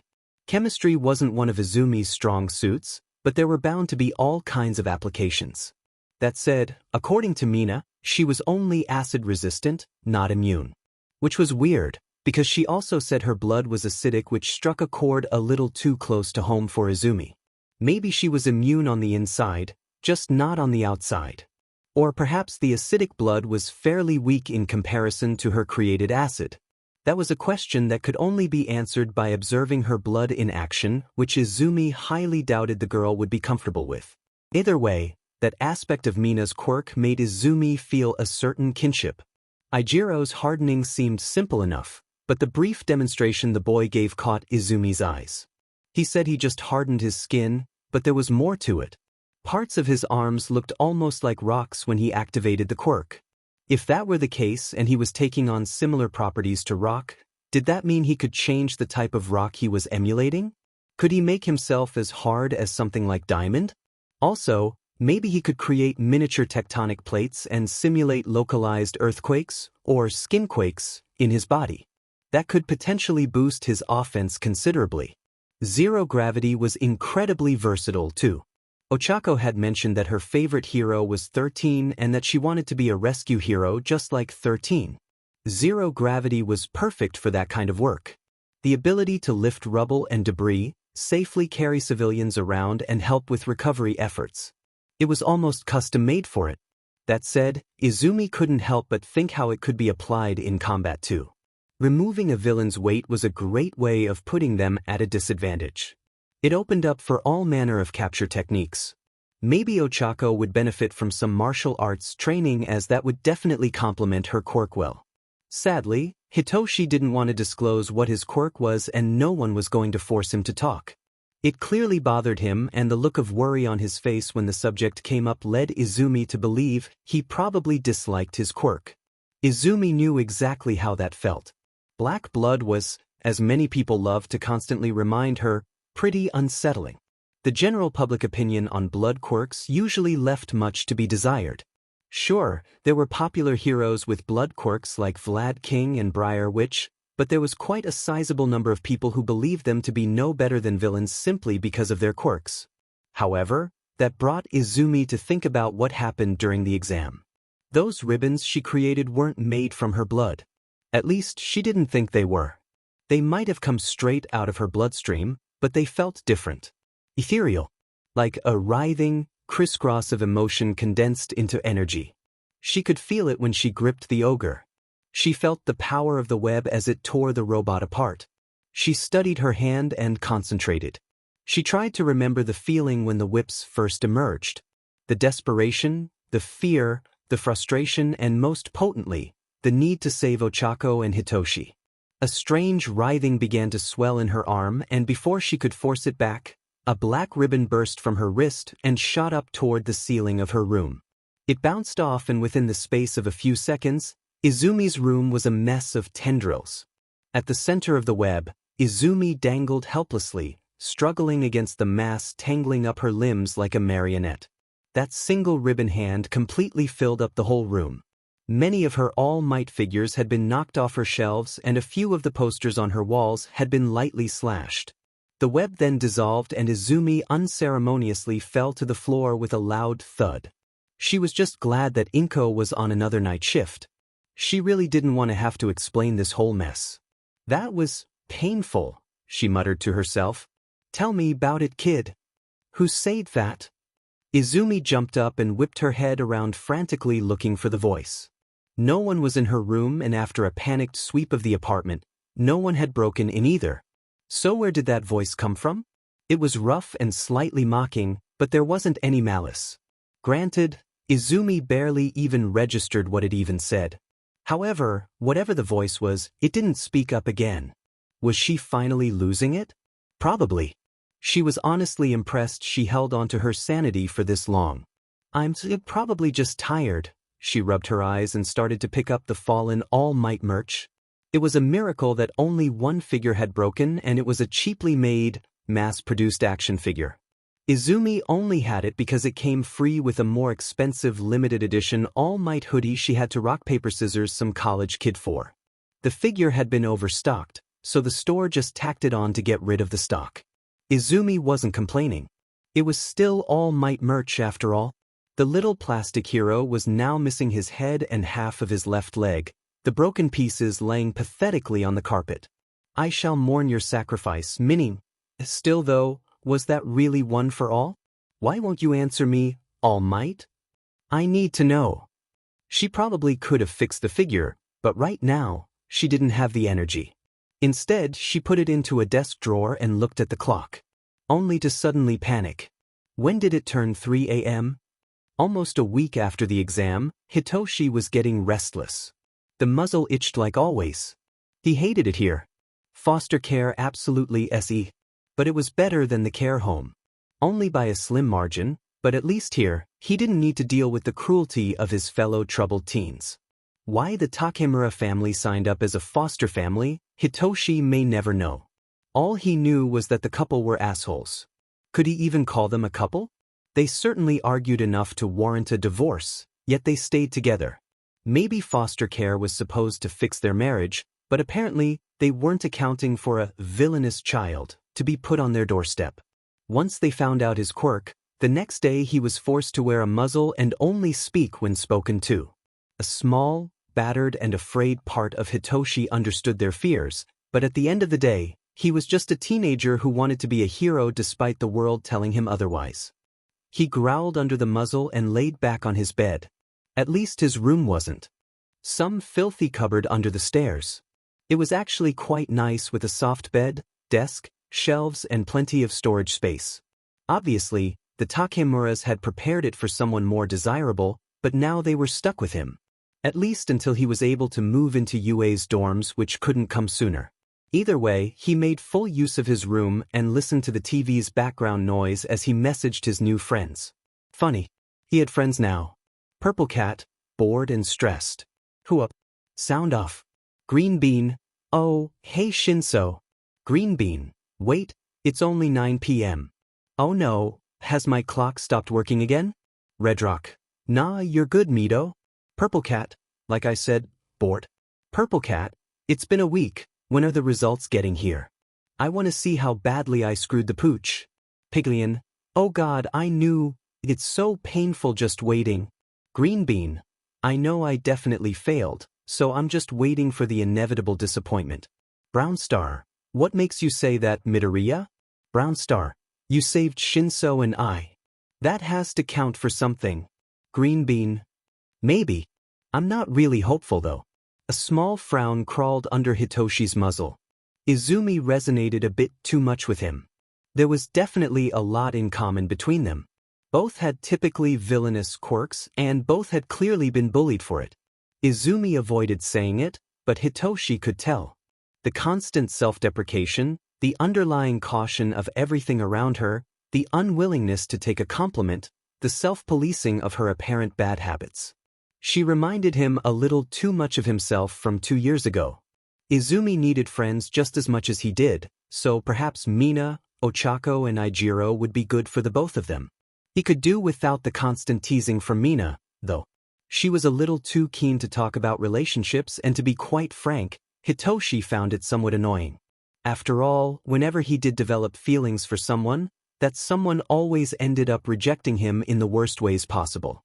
More than once he had to defend himself from accusations of using his quirk on his crush at the time. It got to the point that he actually had a rapport with a detective they constantly relied on for his cases. Tsukachi was honestly a godsend thanks to his polygraph quirk. Grumbling about how annoying it was, Hitoshi returned to the group chat. Purple Cat, kinda esikes that the exam was so biased toward physical quirks. Pink Alien, I didn't think about that. Pink Alien, huh? Red Rock, they probably just want us to go beyond and all that. I dunno. Purple Cat, plus Ultra. Green Bean, plus Yui. Green Bean, sorry. Pink Alien, never change Midori. That made Hitoshi grin with a sense of warmth. These idiots were good people, he liked them. He then went into his private messages and brought up Ochako's contact. Over the week, they had been idly talking back and forth, and he really started to like the bubbly girl. Energetic people usually didn't sit well with him. Too forceful and too fast to keep up with for his tastes. Ochako, however, had a certain way about her. She was easy to talk to, understanding and infectiously optimistic. Shinso, yo, how's the ankle? Uraraka, oh hey. Uraraka, it's weird. My body still thinks it should be healing, but the bone's as good as new. Uraraka, so now I get to do a weird little dance whenever my brain thinks I shouldn't be walking on it. Papa likes to tease me about it, the butt face. Shinso, now I'm just imagining you ragdolling like an old Bethesda game. Uraraka, not you too. Shinso, embrace the ragdoll. Become ragdoll. Shinso, sheet, now I'm picturing you wearing ragdoll's costume. Uraraka, urgnoerkfad. Uraraka, why would you say that, you dork? You made me drop my water. Hitoshi thought about making a joke about Ochako being thirsty, but thought better of it. He'd teased her enough for tonight. Still though, he laughed quietly at her reaction. Uraraka, what would that make you? Mandalay? Shinso, I could probably rock a skirt. Shinso, I got dem legs. Uraraka, oh God, that's a nightmare waiting to happen. He couldn't help but let out a laugh that was a little louder than he intended. The sound was muffled, but it was still audible. When he heard the aggressive bang on the wall, his mood soured a little. Even just that little bit of noise was enough to annoy the Takemuras. The fact that UA offered optional dorms was a DM godsend. He'd be out of this house and the Takemuras wouldn't have to deal with a villainous kid. Win-win. Whatever, he took his mind off his miserable home life by continuing to talk to his new friends. It wasn't until midnight when the last of them, Izumi, oddly enough, had said their goodnights, leaving Hitoshi alone again. Maybe Mr. Sandman would be nice to him tonight. Yeah, fat chance of that. It was finally here. Izumi stared at the envelope in her hands with a blank expression. After the long wait, her results were finally here. Inko was bouncing on her feet with excitement, but Izumi didn't share the attitude. If anything, she felt somewhat numb. Her mind had already made itself up about her failure. No matter what her friends said, she couldn't think that she had done anything but fail. This was just the nail in the coffin. And it was a heavy nail indeed. She turned the envelope in her fingers and looked at the wax seal bearing UA's insignia. Let it be said that UA didn't lack for their dramatics. It was probably best to just get this over with. She could take it. She'd been rejected for her whole life. Why would things be different now? So, with a sigh, she opened the letter and peered inside. Along with a few sheets of paper, a small metal disc slipped out and onto the coffee table. It rolled around a few times before coming to a stop. Both Izumi and Inko glared at it as if it was a bomb. They both jumped back when a suspicious blue light suddenly flickered on the disc's top. Inko stepped back, ready to call for help, and placed a worried hand on her daughter's shoulder. They were being dramatic. Izumi knew full well UA wouldn't do something like that. "I am here," as a projection. Mother and daughter screeched loud enough to shatter a wine glass. The blue light flashed bright, and in the blink of an eye, All Might was filling the living room.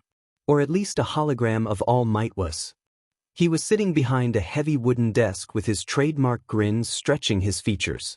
He was also wearing one of the most hideous pinstripe suits Izumi had ever seen. The two women peeked over the back of the sofa and watched the hologram play. Inko was probably thinking about using her quirk on his eyeballs right now. As scary as that thought was. Forgive me, young Midoriya, I couldn't resist, Hollow Might sniggered, his grin briefly turning sheet-eating. You may be wondering why I haven't been in contact with you over the last week. You have my apologies, but with great power comes greater amounts of paperwork. You see, you are looking at the newest addition to UA's faculty. Hollow Might was interrupted by something off-screen. Who's showboating? What? How many of these do I have to do? Alright, fine. Hollow Might grumbled before straightening his tie. He refocused back onto the camera lens and put his smile back on.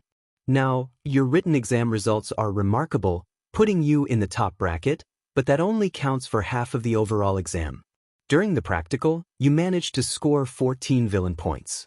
Unfortunately, that isn't enough to pass.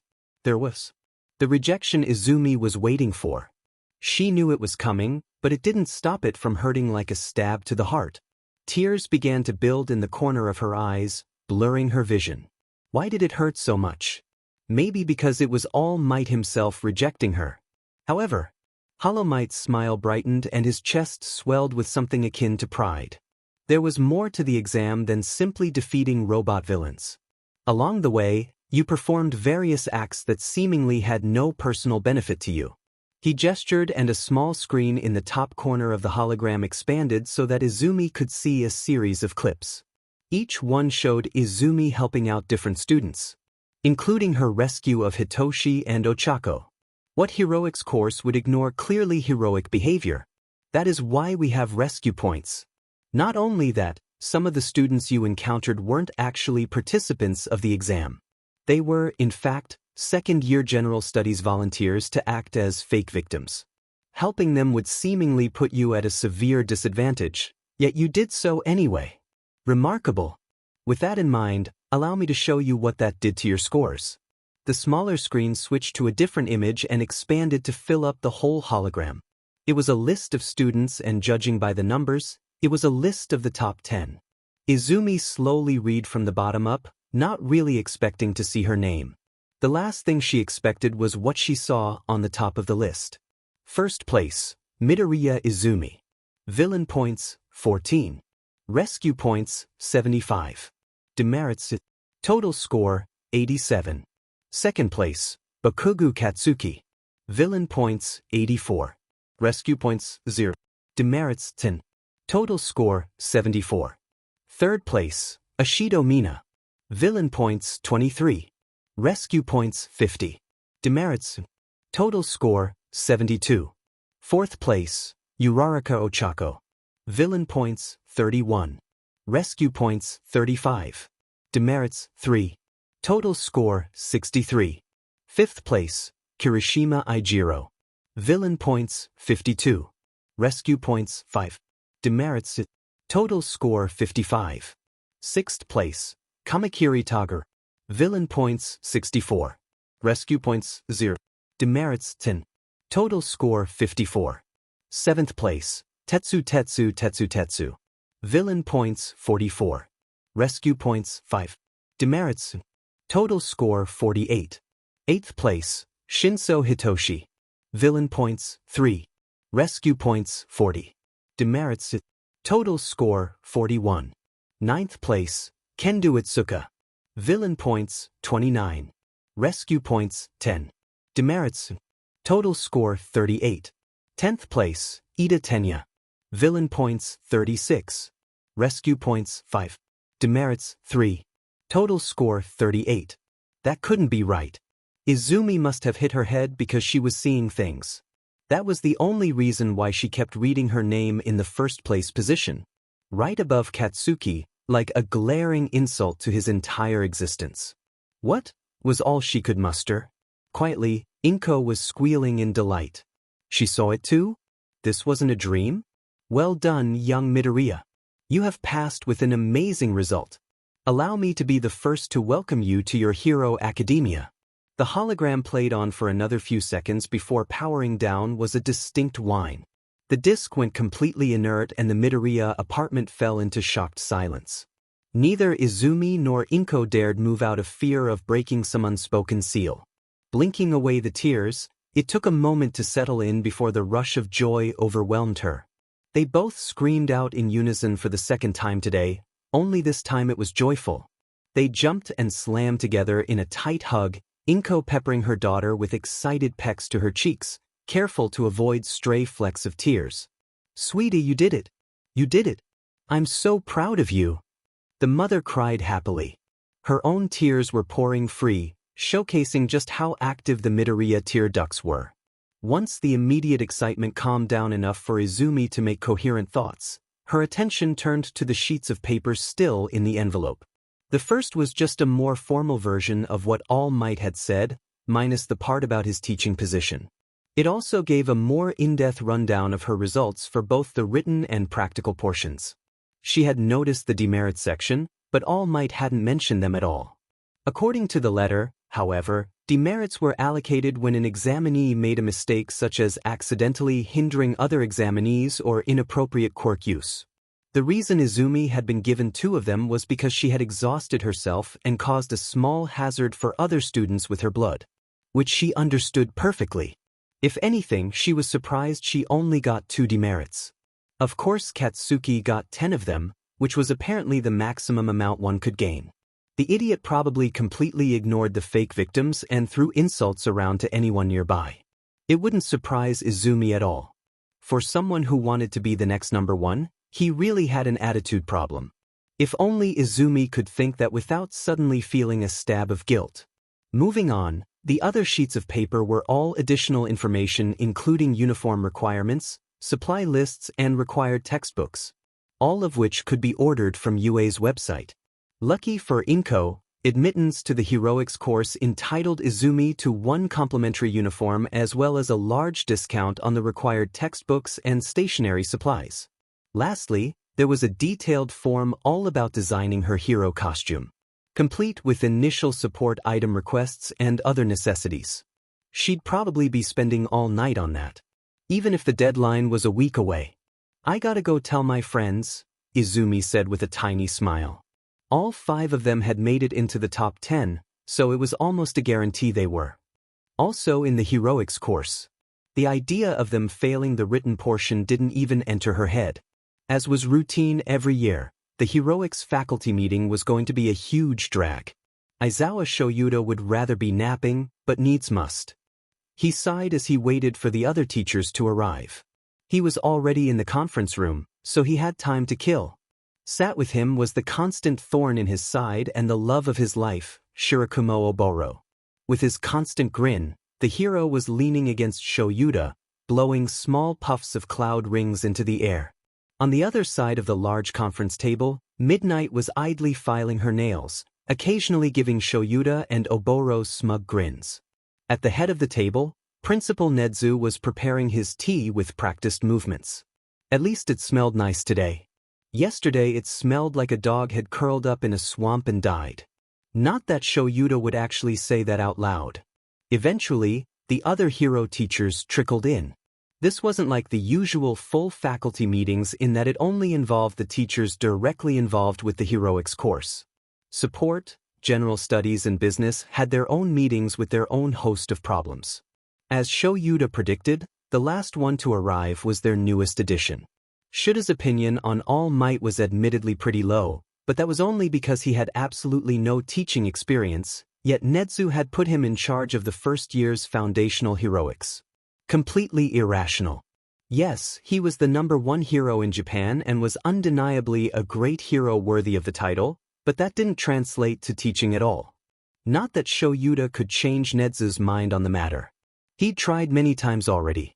It was the same as the entrance exam, there was just no budging the rodent on the matter. So, he would just have to grit his teeth and try to bear it. All Might sat himself down and slowly let his muscular form deflate into a hollow facsimile of himself. The gaunt features marking a stark contrast to what the public saw. Shoyuta might not have liked him that much, but he did respect the man. Even if his continued insistence on heroics was illogical given his condition. The fact that Shoyuta would probably do the same was not lost on him, not that he'd admit it.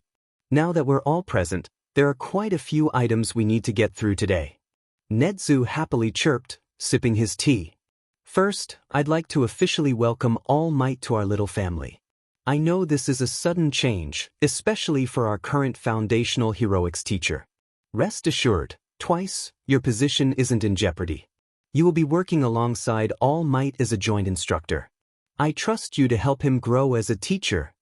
The rodent nodded toward a tall man sitting on the other side of Oboro. The expressive full-face mask contorted as Twice gave a quick response. Thanks, boss. I was getting worried. Thanks for nothing. By now, the heroics faculty was used to the eccentricities of Twice's speech.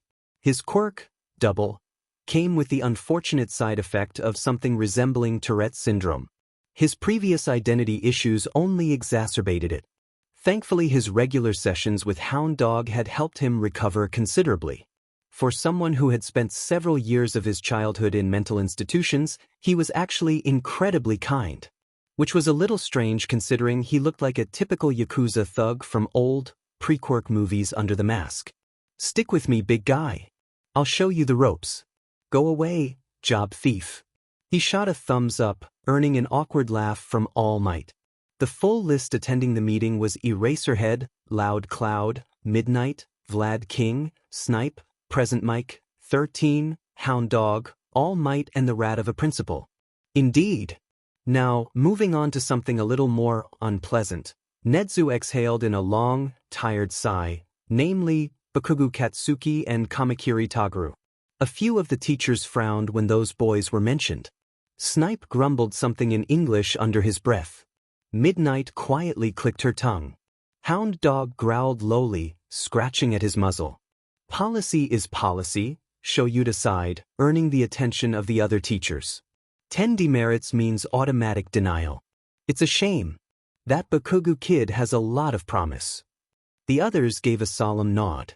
However, Nedzu didn't seem convinced. Normally, yes, any student with 10 demerits is automatically denied entry to the heroics course, pending reevaluation after the sports festival. However, the moment Nedzu began talking, Shoyuta rolled his eyes, knowing full well where this was going. Both students made it into the top 10. We can't just dismiss them outright.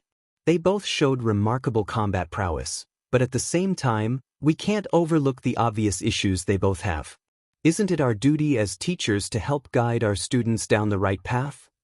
That's all well and good, sir, but if I make an exception for these two cowpokes, you'd be saying that we don't follow your own rules.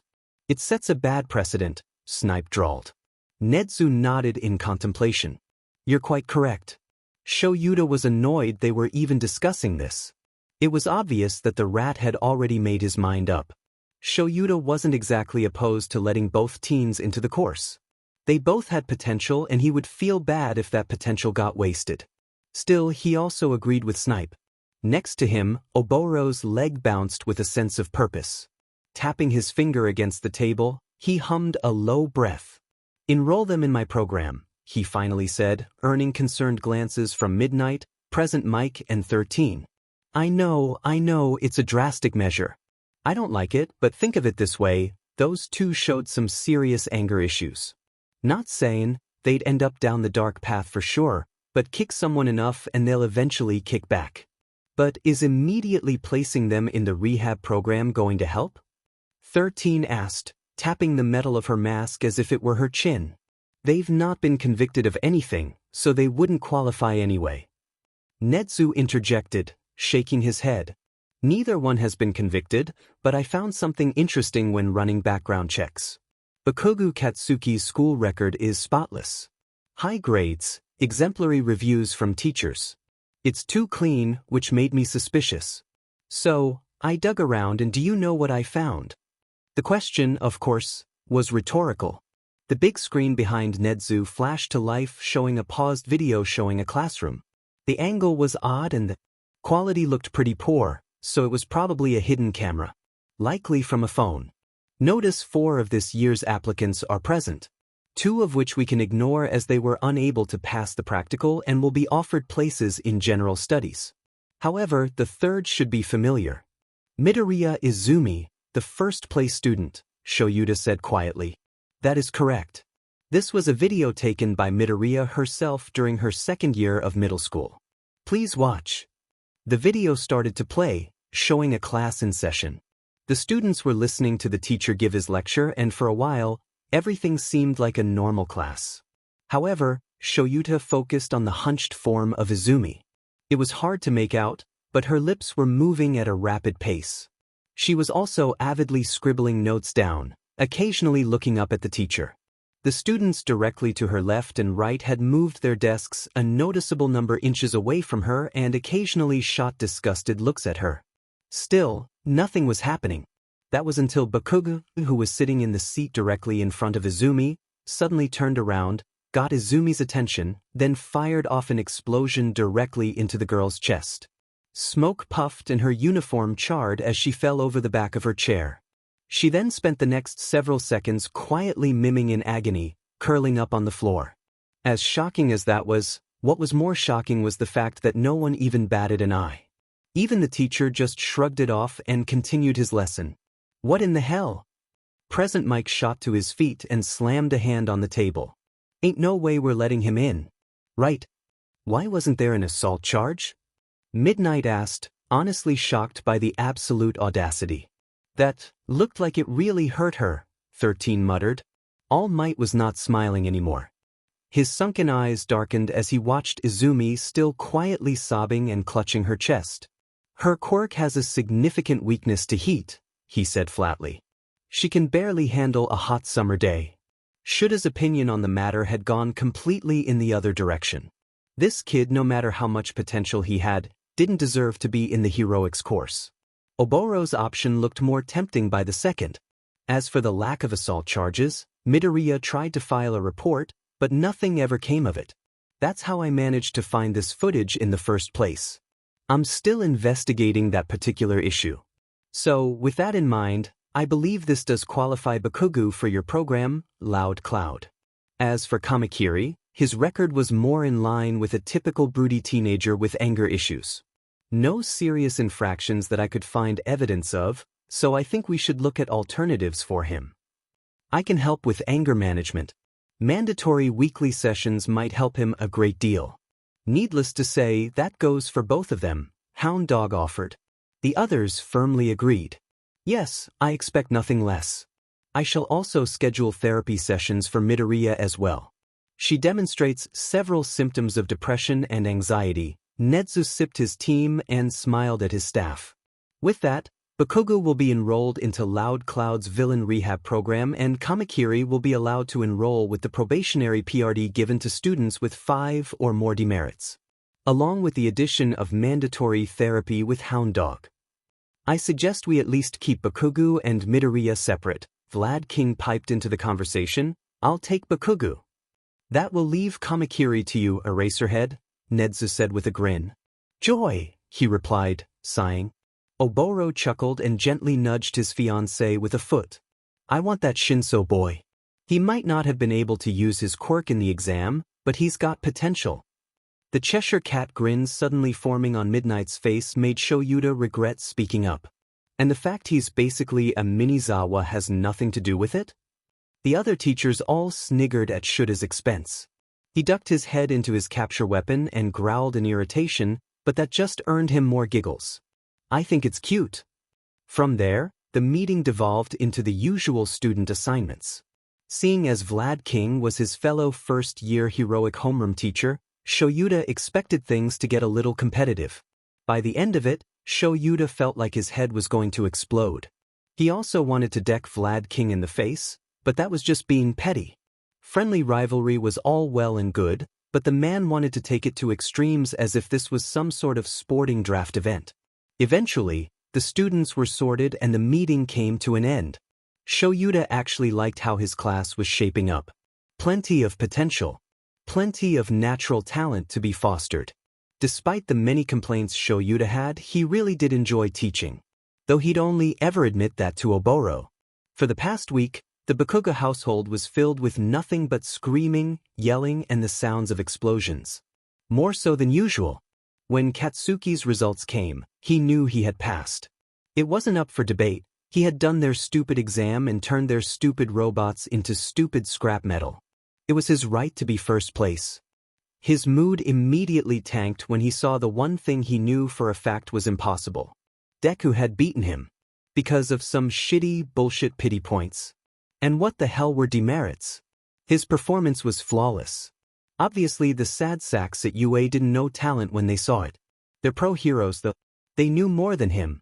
Katsuki's fist slammed into his punching bag. That shitty voice in the back of his head was acting up again, and he hated it. It made him feel weak, and that was something he couldn't allow. He was not weak. The only thing that took the edge off of the revelation that Deku was a giant cheater was the fact that it was All Might giving him a personal recording. He bet no one else got their results straight from All Might's mouth. The hero he idolized had been the one to welcome him to UA. Though there was a nagging feeling that the broad smile on the man's lips wasn't as bright as usual. All Might also made it a point to emphasize the demerits he was slapped with. The disappointment in his voice hurt. But Katsuki shook off that sting to his ego.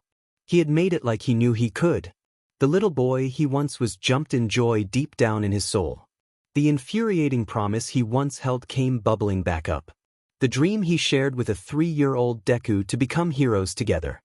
He felt his anger bubble up. Again, along with the desire to pound the nerd's face in again. She had no right getting in his way like this. She was looking down on him, and that was just the tip of the iceberg. Not only was his entire existence insulted by getting second place, a few days later, the Bakuga household got a visit from 2 shitty extras. A sentient rodent with a scar over one eye and a snobbish suit, and some weak-looking extra with hair that looked like it was made of thick smoke or clouds. In other words, Principal Nedzu and Loud Cloud. Though Katsuki refused to use their names on sheer principle, what they had to say might as well have been a slap to the face. Apparently, 10 demerits meant instant denial. Which was bullshit in its own right. However, the rat said he was making an exception for him.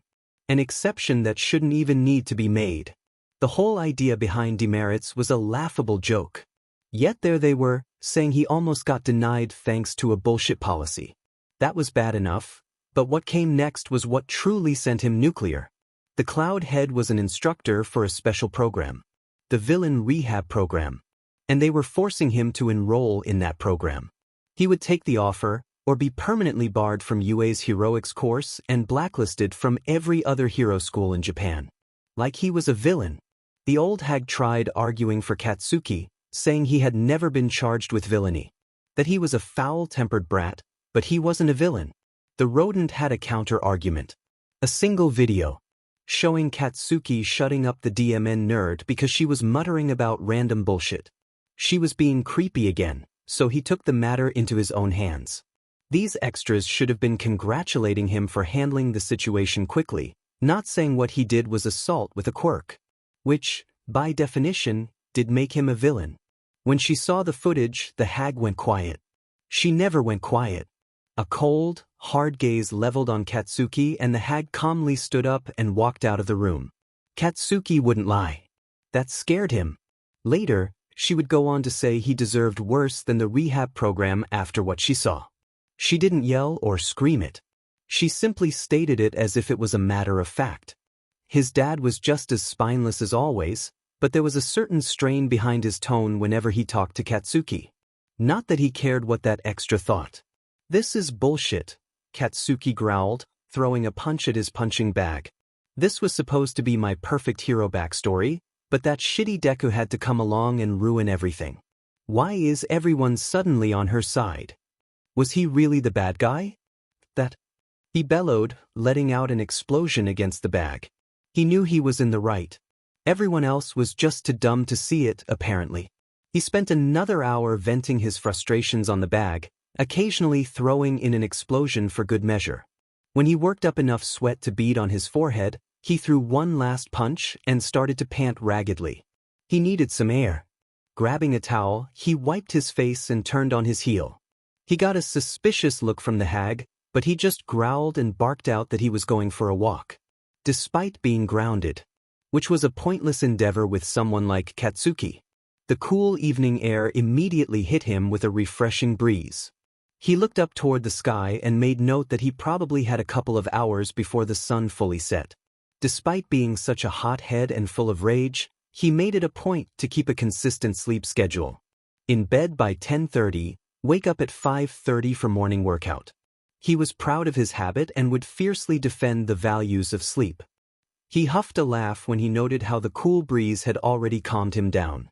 He slowly wandered the streets of his neighborhood and over time, found himself gravitating toward a certain playground. When he finally took notice of where his feet had led him, his mouth ran dry. The memory of summer days spent exploring the nearby woodland, the image of a thick log resting over a small stream, the idea that Deku thought he needed help when he fell into the water. He clicked his tongue and kicked a small pebble. It bounced off the old climbing frame with a ringing tink before rolling pathetically on the sandy ground. Ghostly images of a kid Katsuki and Deku shimmered into view. Katsuki stood proudly on top of the climbing frame and boasted about his talent, letting out tiny little explosions. Deku struggled to climb up to join him, the unnatural quirk on full display as she was wearing a sundress and large hat. When the nerd finally made it to the top, Katsuki had huffed and pushed her. The fall should have caused a broken limb or two looking back on it now, but black blood protected her from most of the impact.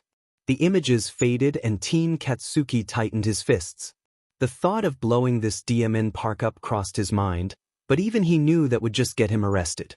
"I still can't wrap my head around it," a familiar voice spoke up in the near distance. Several pairs of footsteps were slowly getting nearer. Katsuki looked toward the street and his blood, his normal blood, ran cold when he saw the mop of long, green and messy hair of that dim nerd. Quickly, he made toward the nearby treeline and planted his back against the trunk of a tall tree. "Wait, why was he hiding? I can Midoriya. You were totally awesome. So were you, Shinso." A bubbly voice filled with cheer replied. From here, he could see a girl with bobbed, brown hair and round cheeks. There were also 3 other extras tagging along. A pink-skinned mutant, some bland-looking guy with black hair and a lanky guy with wild purple hair. The bubbly voice seemed to belong to Round Face. If by awesome you mean uselessly running around and lucking into a bunch of rescue points, sure. Awesome. The purple-haired boy said with a flat, dry tone. But I guess my old complaints about the quirk bias were complete bullshit. I thought there'd have to be something else to it. As manly as defeatin' villains is, there's more to being a hero, the bland-looking boy agreed, prompting Katsuki to frown. The point of a hero was to win against villains. Still, though, first place is manly as hell. But I'm a G-girl. Manliness ain't nothin' to do with gender, Mito. You get used to him eventually, I promise, the pink mutant giggled, bumping her shoulder against Deku's. Oh look, a cute little park. Kiri, push me on the swing. She rushed forward and into the playground and straight to the old swing set. The bland boy sighed and the rest of the group followed her. Though Deku suddenly faltered on the threshold. Katsuki couldn't see her face from his hiding place, but he could guess she was remembering the same things he did. She shook off whatever thoughts she was having and jogged to catch up with the group. Since when did the nerd have friends? That made no sense whatsoever. So, did you get your class assignments yet? The purple boy, now dubbed Troll Doll, asked, leaning against the metal bar of the swing. He smirked when he watched the bland guy start punching Pink Mutant a little too softly for her liking. Yep, I got 1A, Roundface answered. Oh shit, same. That's awesome. Bland guy smiled. Ditto. Pink Mutant chimed in. Oh, yeah, I got 1A too. I'll try not to be any trouble for you all, Deku mumbled. At least the nerd still knew her place despite her clear bullshit exam scores. No trouble at all? Sounds pretty boring, Troll Doll grinned, earning a giggle from Pink Mutant and Roundface. 1A for me too. We lucked out, I guess. Something heavy coiled in Katsuki's stomach. He had been assigned to 1B and for some reason, hearing Deku was in 1A put an odd taste in his mouth. Throughout their whole academic life, they had been put into the same class, so Katsuki just got used to the shitty nerd's presence. It made it easier for him to keep her in her place, after all. But now he'd be free from having to deal with her constantly. That should have been a good thing. So why did it leave him feeling hollow? The group began chatting idly about random crap that Katsuki couldn't care less about. He was half tempted to just storm out of his hiding spot and make a show of leaving, just to see how Deku reacted. However, he found himself unable to really move. He was leaning heavily against the tree, and every time the group laughed about something, the coil in Katsuki's stomach kept getting tighter. Maybe it was just anger without a way to release it like he usually did, but it felt different. Toxic. Rotting him from inside. Was he jealous? Why in the hell would he be jealous of stupid, FNG, shitty Deku?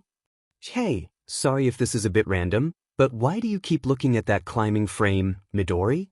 Pink Mutant asked, idly letting her feet dangle off the swing. Bland guy had stopped pushing her and they were now merely standing around. Deku squeaked and jumped in surprise. Oh, it's nothing really, she replied. The others must have been glaring at her because she whined and slouched in defeat. I used to play here as a kid. Not all of those memories are nice. I see. Pink Mutant's voice took on a heavy tone. She looked like she wanted to commit a murder. Katsuki quietly hoped it was Deku's murder. Wishful thinking. I want names. W it. Mina, Bland guy said meaningfully, earning him a growl from Pink Mutant. Don't worry, Mito. We can leave if this place is dragging up some bad memories. Oh, no, it's fine. I'm having fun with you all. Deku was quick to backpedal and apologize for souring the mood. I'm fine really. She tried to smile, but it just came out looking fake. It honestly set Katsuki off seeing her like this. Then again, anything she did set him off. I still want names, but I'll drop it for now, Pink Mutant grumbled, standing from the swing. She took a long step forward and brought Deku into a tight hug. The shitty nerd squealed incoherently and the other extras laughed. That's it, enough of this sappy bullshit. Katsuki finally had enough. He thudded a fist against the tree and a small explosion popped from under clenched fingers.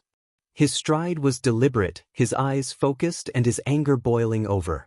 If he stopped a moment to think, he would notice that he didn't actually know why he was so angry. Maybe it was just a combination of everything that had happened over the last week. The results, the visit from the rat, the hag's sudden change in behavior. It all clumped together and he couldn't take it anymore. The one single thing at the center of all of his problems was obvious. Everything was falling apart because of it. Shitty. FING. DU. Immediately, the nerd's posture changed. After jumping back, she hunched in on herself and her creepy eyes widened. Kaken? She stuttered, stepping back. The other extras were quick to place themselves in between Katsuki and the DMN nerd. Like they could stop him. He leveled a baleful glare at the two boys before returning his attention to Deku. What gave you the FING right to look down on me? How'd you do it? How'd you effing cheat on that shitty exam? Ain't no way your shitty, disgusting quirk was able to beat me. Hey now, what's going on? Why are you yelling all of a sudden, my guy?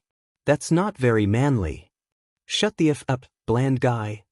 Katsuki barked. Answer me, Deku. Kikakin. I didn't cheat. Deku shook her head frantically, stepping back further. Pink Mutant gently grabbed Deku's hand and brought her close. That glare she gave spoke louder than any words could. The fact her eyes looked so similar to the nerd's only made it more aggravating. Bullshit. Katsuki roared, letting off large explosions in each hand. They were pointed at the ground, only really for the purposes of scaring Deku. And it did. The nerd squeaked and began to shake. Don't lie to me. Why the hell do you get to be on top, huh? Why am I the one stuck in this FING rehab program? Where the hell did the rodent get that video from, huh? Rehab program? V-video? Kakin, what are you talking about? Deku had the gall to ask. White hot rage shot through Katsuki's chest. Don't act like you're FNG innocent. Is this it, huh? Your big grand plan? Make me a monster so no one else sees just who the real FNG monster is? Pink Mutant's eyes narrowed. And what is that supposed to mean? She asked with a dangerous venom to her voice. As if she could even hope to stand up to him. Effing look at her. He bellowed, letting off another explosion at the ground. 2 char marks formed on either side of him. She's a effing freak. Did you know her blood is dangerous? So is her effing black tears. It's like getting electrocuted, frozen and burnt all at the same FNG time. If that's not a villainous monster's quirk, I don't know what is. Huh, so you think her quirk is villainous? Troll Doll drawled with a neutral look in his eyes. Yeah, I dash. The moment Katsuki started to reply, his mind suddenly shut down. His thoughts clouded over and his body fell slack. He was still aware of his surroundings, but for some reason he couldn't move or think clearly. Until Troll Doll spoke again. This time, his voice resonated as if being spoken directly into Katsuki's mind. It consumed him whole, and for that moment, his whole world was Troll Doll. Turn around and go home, Troll Doll ordered. Katsuki wanted to laugh and punch his teeth in, but to his surprise, his own body was following those exact orders. He turned on his heel and began to robotically walk out of the park. His mind screamed at his body to stop, but it wouldn't listen. He was locked into walking away, and now, his fury was only doubling. He will make Deku pay for getting in his way. For looking down on him. For making him jealous. For existing. Yo, what was that, Shinso? Mina stared in awe. He completely gave up. Yeah, he looked like he wanted to kill Midoriya, Ochako added. Hitoshi hesitated, and Izumi could see his reluctance in the way his exhausted eyes were scanning the group. It was your quirk, wasn't it? Call and response-based hypnosis, right? She asked quietly. Hitoshi's expression strained. A tense silence followed for a few seconds. Yeah, that's pretty much it. It's called brainwash, and it lets me control the actions of someone who responds to something I say. Hitoshi's shoulders tensed, and if Izumi was reading him right, he was waiting for an inevitable rejection. It was a feeling she was all too familiar with. She might still have been shaken up by Katsuki's sudden confrontation, but her own feelings were secondary right now. So, she stepped toward Hitoshi and allowed her inner quirk nerd off its leash. That's such an amazing quirk. She suddenly said with the energy of an excited child. It'd be so useful for things like hostage negotiations and standoffs. Can you control multiple people at once? Is there a limit to what you can order them to do? How specific does the order need to be? Is your target still aware of their surroundings? Hitoshi stumbled, looking somewhere between a deer in headlights and a startled cat. Usually, Izumi would shut up and apologize for being creepy, but this time, she felt the boy needed something like this.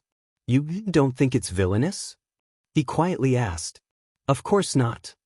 Izumi was being far more expressive than usual, and the shocked looks on her other friends' faces was not lost on her. I was recently told something very important by someone I look up to. There's no such thing as a villainous quirk. It's the actions you take with it that defines it. You want to be a hero, and brainwash would be a huge asset to many cases. I used to think my quirk was villainous and repulsive. I still kinda do, I guess. My physical appearance is pretty unsettling, and the ichor I produce is dangerous, so I can see why people think of me as a freak, but I'm tired of thinking about myself like that. You're not a villain, neither am I. So, I want to be heroes together with you. She turned toward the others with a big smile. Together with all of you. So manly. Ijiro proclaimed with a sharp-toothed smile. She's right, Shinbro. That quirk ain't villainous at all. Hey, it just saved Mito from that unmanly guy. He's like an angry Pomeranian, Mina scowled, still glaring at the entrance to the little park. A bully trying to preserve his own ego. Hey, Izumi, are you okay? Her expression softened and turned to place her hands on Izumi's shoulders. Hearing the girl suddenly use her given name threw her for a loop. Izumi was thrown into a stuttering mess as her cheeks burned. Oh wow. You blush gray. That's adorable. Ochako giggled. I'm fine. Izumi's voice cracked. But that doesn't matter at the minute. Shinso, are you okay? For a moment, Hitoshi didn't answer. He was still in shock and honestly, Izumi couldn't blame him. It wasn't until recently that Izumi's own opinions of her quirk started to change. She still felt she was unsettling to look at and that she was dangerous to be so close to. Thoughts like that didn't just vanish after a single conversation. I think I'm okay. Huh? No one's ever actually told me they think my quirk isn't villainous. Well, and no one's ever defended me from Kaken before, so, thank you. All of you. Who was he anyway? Ochako asked, patting Hitoshi on the shoulder with a gentle hand, pinky raised. I met him at the entrance exam. Met is puttin' it generously, Ijiro remarked, followed by Mina nodding along in agreement. He bumped into me and Mina when we were walkin' into you, gave us a mean glare and walked off. I saw him again during the written exam. He was on the seat next to me. I thought I'd wish him luck, smooth things over, but he just yelled not to look down on him. Yeah, that's Kaken, Izumi sighed, looking wistfully at the park entrance. Once upon a time, we were friends. We've known each other since birth and when we were younger, we wanted to be a hero team together. When his quirk came in, he got a little rougher and easier to anger, but he was still Kaken. Still my friend. Then my quirk came in. Let's just leave it at that, please. Thankfully they did. They carried on their hangout and soon found themselves gravitating toward Izumi's apartment. It was getting late and Inko more or less demanded they all stay for dinner. She would have also invited them to stay the night too, but the small apartment could only accommodate so many people for longer than a few hours. Izumi knew her mother was just happy her daughter had friends now, but she couldn't help but feel embarrassed.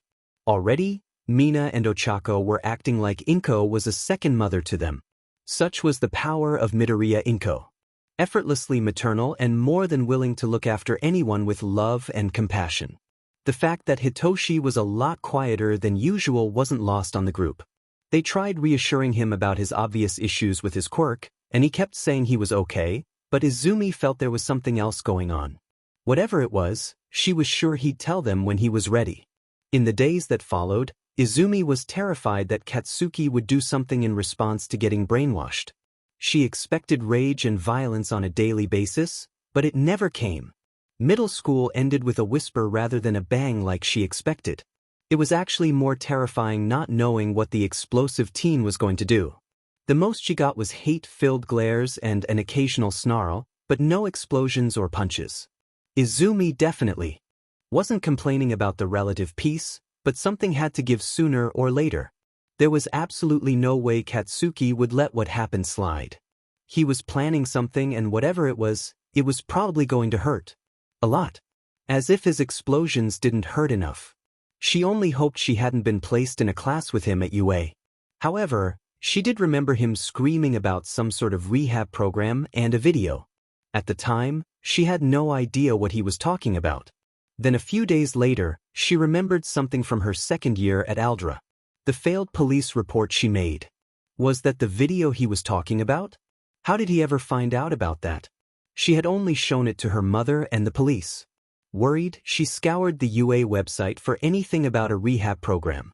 Sure enough, there was a small section detailing a number of success stories to come out of one specific course. The Villain Rehabilitation Program.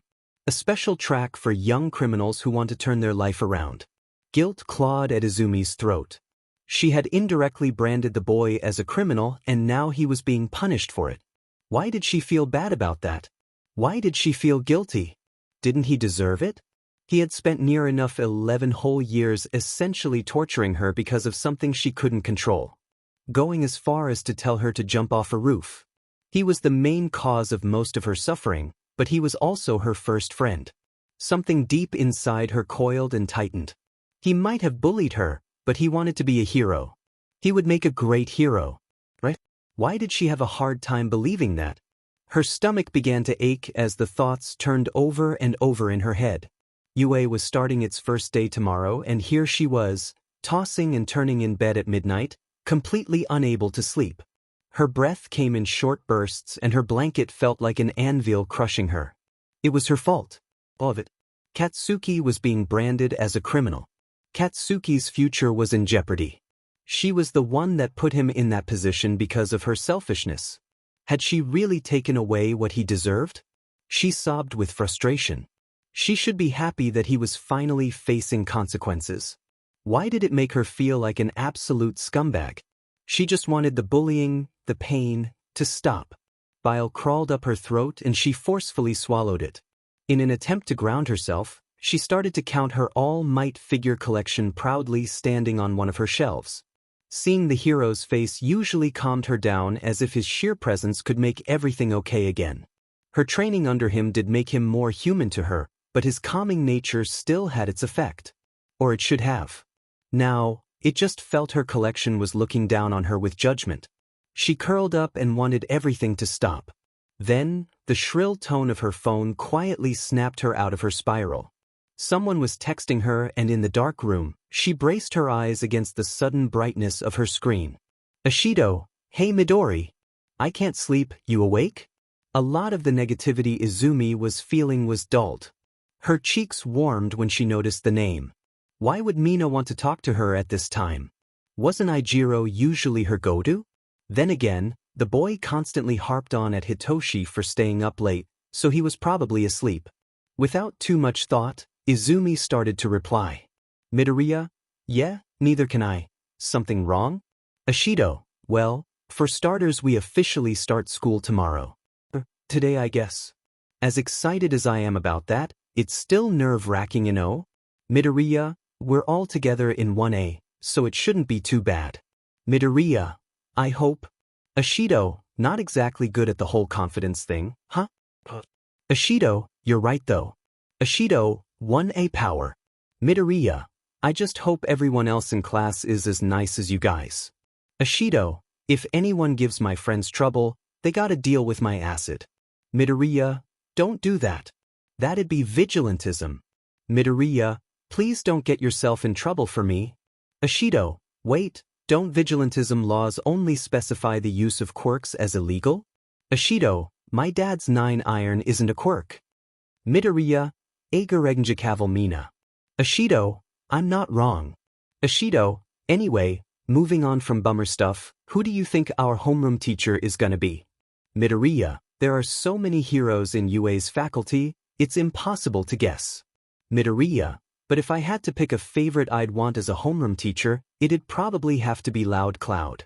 He's a Twilight hero so he works in both the underground and limelight circuits. His quirk is so cool too. He can even ride on his clouds and fly around, which is amazing. Midoriya, Arbalast is cool too. Midoriya, but he's like Power Loader and probably has a support class to manage. Midoriya, I wouldn't want someone like Concierge, though. He seems a little. Midoriya, intense. Ashido, Diamin, Midori. Do you know all of UA's faculty or something? Midoriya. Ashido, probably a dumb question. That's really cool though. From there, the conversation remained light-hearted. Mina's energy was contagious even through a phone screen. Soon, Izumi's earlier panic attack had been forgotten. The constant nagging in her brain still poked at her, but talking made things easier to handle. Whatever tomorrow would bring, Mina made sure Izumi knew she wouldn't have to go it alone. Soon enough, the two girls felt sleep start to claim them. They bid each other good night, and Izumi finally fell asleep, ready for her first day of the rest of her life. She was taking her first step to achieve her dream after spending years thinking it would be impossible. She felt good, and that was something she wouldn't mind getting used to. When Izumi finally stood in front of the huge door to Class 1, it suddenly became real. She was here. She made it. Her breath hitched and she couldn't help the swell of pride in her chest. She quickly tempered it and psyched herself up to actually pass through the threshold. Fears about her fellow classmates slowly crawled through her mind. Would they find her just as disgusting as the students at Aldera? Would she be in the same class as Katsuki? What about the blue-haired boy with the engine quirk? Questions swirled around and around in her head. She knew she was spiraling and the only way to actually move forward was to just bite the bullet. She grumbled under her breath and finally reached for the door handle. Sliding it open, she was immediately met with someone sternly talking. Not quite yelling, but not normal. Talking volume either. I simply must implore you to put your feet down. This is a respected institution and it insults our predecessors when you treat school property with such disrespect. Chopping his arms with a fiery passion, it was the blue-haired boy. Izumi's heart immediately sank when she saw him.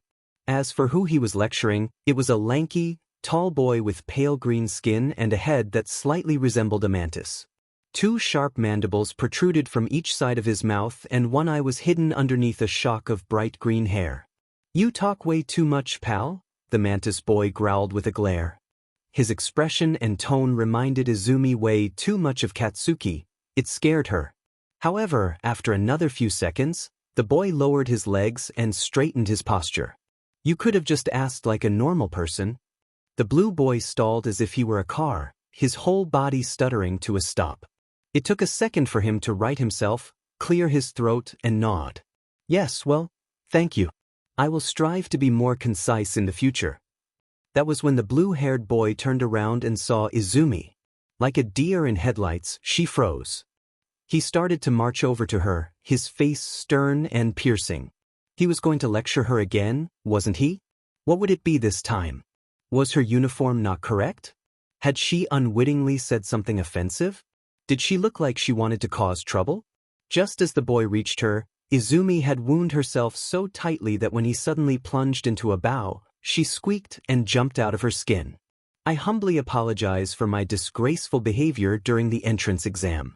I made assumptions about you and now I know that I was wrong. You devised the true nature of the exam where I could not. You jumped into action and saved those two students when the rest of us fled in terror. For that, you are by far the more worthy hero student. But I didn't know anything. I just did what I thought was right. Izumi stammered, looking around the classroom as if to find someone to help her. Right now, there were only 3 other students present besides herself and the blue-haired boy. The mantis boy who was watching with amusement. A girl with large, vacant eyes and slightly frog-like features who was busy reading a book. And another girl with short purple hair in a punkish bob cut currently curling a long length of skin around her finger. The skin looked more like a wire ending in an audio jack. None of them seemed interested in getting involved. If that's the case, then that just makes you more worthy. Truly an exemplary performance. My name is Ida Tenya, may I know yours? Midoriya Izumi, it's really not a big deal. Thank you for apologizing, though. Wait a minute. Midoriya? As in the first place in the exam. The mantis boy's eyes flared with interest as he rose to his feet. He was easily nearly 1.5 feet taller than Izumi, and it made her shrink in on herself. You're not what I expected. I've only heard rumors about you, so admittedly, I didn't know what to expect. You seriously tore one of those ogres in half? I bet you're strong if you were able to do that. Strong enough to keep up with me. We should spar. So maybe this guy wasn't like Katsuki. That was a relief. He wasn't even making any comments about her appearance or staring either. She stammered out a quiet response before she felt a set of arms hug her from behind. She was pulled close and her cheeks instantly heated up. By now, she was used to Mina suddenly hugging her, but it didn't stop her feeling embarrassed about it. Midori, you look so cute in that uniform. Mina trilled, earning a sheepish giggle from Izumi. Emina, she squeaked. Mina let her go and Izumi spun to see the pink girl striking a pose. The uniform honestly looked great on her. Izumi felt her cheeks heat up just a little more. However, when she saw Mina suddenly frown, she stumbled back a little. "I thought you said you weren't gonna wear those gloves and leggings?" she asked. Izumi looked down at her gloved hands with a sense of shame. I didn't know if Bakugu would be in this class, so I sort of lost my nerve." She hated how that sounded more like a question than an answer. "Sorry," she let her shoulders sag. "Just another instance of letting someone down. Don't worry about it, Mito." Ijiro smiled as he rounded into the classroom. At least, it sounded like Ijiro. The boy looked completely different to the last time Izumi had seen him. Instead of the flat black hair she had gotten used to, his new look involved vibrant red hair spiked up and two small protrusions made to look like horns. It looked really cool, but it was also completely unexpected. Izumi would have made a comment about it, but she didn't want to offend him accidentally. So, she simply gave him a smile and a nod. It wasn't like he owed her an explanation. They were starting to crowd the entrance, so they all went to take their proper seats, Izumi heading for the seat just behind the front row, next to the windows. Unfortunately, the seat was directly behind the mantis boy. He might not have been as hostile as Katsuki, but she was still scared of him.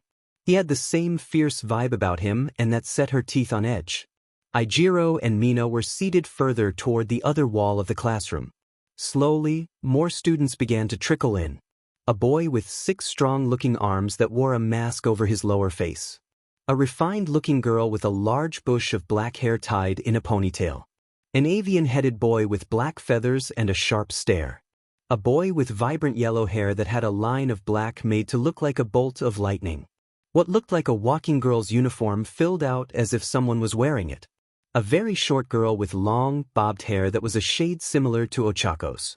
A boy with two-toned hair, one half white, the other red, and a nasty-looking scar under the red side of his hair. A very short boy with purple balls stuck to his head. A stoic-looking girl who looked somewhat similar to Ochako, just with black hair instead of brown. A blonde boy who seemed to sparkle in the light. A stocky, heavy-set boy with a head that looked like a rock. And of course, Ochako and Hitoshi. The whole class had arrived 5 minutes before the bell rang with a trill. Now they were just waiting on their new teacher, whoever it may be. 5 minutes early. Not half bad, a tired-sounding voice spoke up from somewhere at the front of the class. Each student looked around in confusion. Izumi's gaze fell upon a mass of yellow near the teacher's desk. She had seen it when she came in, but completely disregarded it as unimportant. Now, it was shuffling and suddenly, one of the most exhausted expressions she had ever seen, even more so than Hitoshi's, looked up at her from within an opening in the yellow mass. "At least some of you have passable observational skills," he drawled, a small pouch poking out from the face hole. The straw and everyone fell silent. The yellow mass rose to stand on end. It was a sleeping bag, apparently. One fluid motion and its front zipped open. A lithe man stepped out completely dressed in black. A gray scarf wrapped over his shoulders and neck. Long black hair drooped over his rugged features and he leveled a beady glare at the students in front of him. "It took you 12 seconds to shut up and listen. Good but not great. Hello, I'm Aizawa Shoyuda. Your homeroom teacher for the next 3 years. He plunged his hand into the depths of his sleeping bag and pulled out a set of neatly folded and pristine clothes. It was Yue's gym clothes. "Go put these on and meet me out of the track field in 10 minutes. The uniform was dumped on the lectern and he turned to walk out of the class. Until the refined girl with a large ponytail raised her arm. "But sensei, what about the opening ceremony and orientation? A waste of time. You've only got 3 years here at UA. Sitting around at ceremonies won't make you better heroes. Go get changed. Now." Hesitantly, the class followed the order. It took most of them a little longer than 10 minutes to change. Once everyone was standing in the sports field, Aizawa-sensei let his gaze rake across the students. He huffed and nodded in acknowledgement. "I said 10, not 13, but we'll work on that." He then fished out a small ball from under his scarf. "Midoriya, you got first place in the exam, yes?" How far can you throw a softball? 48 meters, Izumi squeaked, knowing full well that score was probably disappointing. Alright, come here and do it again. This time, though, you can use your quirk in any way. Anything goes, just stay inside the circle. He handed the ball over and she studied it. The weeks following getting her results, All Might had insisted she undergo some quirk counseling to get control of her new quirk. They had dubbed it Black Whip with the excuse that it was just an active manifestation of black blood that she only managed to use once her body was physically ready for it. Over those sessions, she did indeed gain some control, but she could only safely produce one single strand. However, that was enough for this simple task. She held the ball in her palm and willed the strand of energy to slowly come out of the palm and grip the ball. The strand then began to twist and coil tightly. Tension built, and she heard the strand strain. It needed to be tighter. She willed the strand to compress even more until her hand was shaking. Everyone was looking at her with varying degrees of confusion. A few had caught onto her idea, such as the refined ponytail girl. Once the coil was tight enough, Izumi reeled her arm back. Getting as much of a wind-up as possible, she threw her hand forward as if throwing a shot put. The coil sprung forward, and behind it was an immense concentration of torque. Acting like a spring, she had essentially turned Black Whip into a powerful launching device. The ball was sent sailing into the air for a considerable amount of time before disappearing over the fence. Aizawa-sensei's tablet blinked to life and he let out a low hum. 639.7 meters. Not bad. Izumi shook out her hand as it stung from the throw. The strand of whip vanished and she was left dumbstruck at just how well that worked. That was awesome, Midori. Mina cheered from the crowd, throwing a cheery fist in the air. So manly. Eijiro wiped a single tear from his eye. Wow, that was pretty cool, Hitoshi grinned. You're getting me really fired up. Ochako's eyes flared with competitive spirit. All right, settle down, Aizawa-sensei growled. His glare briefly flashed a dangerous red, getting the class to shut up. As Izumi rejoined her friends, he once again addressed the whole class. You've all done these standard tests without being able to use your quirks. I think that's illogical. You can't really know what your limits are without using your powers, so we'll be doing 8 tests to gauge each of your potentials. Quirks included. We get to use our quirks? Mina spoke up, slinging her arms around both Izumi and Eijiro's shoulders. This is gonna be fun. Instantly the air shifted. Fun. Aizawa-sensei said with ominous intent. The scarf around his neck began to snake around his body seemingly on its own volition. It expanded outward slightly to reveal one of the most bloodthirsty grins Izumi had ever seen. Well, if you think this is fun, then let's raise the stakes, shall we? I'll be keeping score and the student who comes in last place will be expelled. Ochako yelped, stepping forward. But, that's not fair, sensei. The world isn't fair, Uraraka. Villains could attack at any second. Natural disasters can strike without warning. I'm here to prepare all of you for that unfairness. If these tests are to gauge your potential, then the person in last place proves they have none. I have no patience to teach lost causes. The students were shocked into silence. Izumi studied the teacher, looking for any hint that he was lying. She found nothing. The man was grinning like he was ready to pounce at a moment's notice. Ready to smash someone's dream without remorse. A heavy lump formed in Izumi's stomach. She had made it to UA after a life of being told it was impossible for her. She was here, yet this man was willing to take it away from her if she so much as made a single mistake. Tears tried to build up in her eyes, but she forced them down. She couldn't let a single ounce of weakness show. So, she hardened her resolve and leveled her stare on Aizawa-sensei, meeting his challenge. Sensei, with all due respect, will show you just how much potential each of us have. No one will be getting expelled today. Just watch. Where did that confidence come from? Aizawa-sensei's grin faltered slightly and his brow perked up in curiosity. Around her, she could feel the other students staring at her, making her anxiety flare up slightly. She bit it back and kept herself from cracking. However, she also felt the rising level of determination practically ooze from her fellow classmates. After a brief Stare down, Aizawa-sensei chuckled and his scarf wrapped itself back to its resting position. I hope you have the skills to back up that talk, Midoriya. Enough chatter. Azui, you're up first, then follow the seating order. He gestured and the frog-like girl gave a quiet ribbit. The next 2 hours were spent performing each athletics test. Izumi would be having a field day watching everyone use their quirks, but she was too busy worrying about the expulsion threat. She worked her hardest and implemented Black Whip wherever she could. It was versatile, but her limited control didn't really help in a few of the tests, such as the 50-meter dash, the long-distance run, and the side jumps. That said, a few individuals stood out to her in particular. Ochako had managed to score an infinity on both the ball toss and standing long jump. Tenya proved efficient at short-distance sprints, but couldn't handle turns all that well during the long-distance run. There were also some creative uses of quirks, such as the short girl, Komori Kinoko, growing a large, bouncy mushroom to clear the sandpit in the standing long jump. The two-toned boy, Todoroki Shoyuda, also proved resourceful with his ice, allowing him to dominate a few of the events. It seemed everyone had their own niche and some excelled in multiple areas more than others. That said, these tests were very biased toward physical quirks.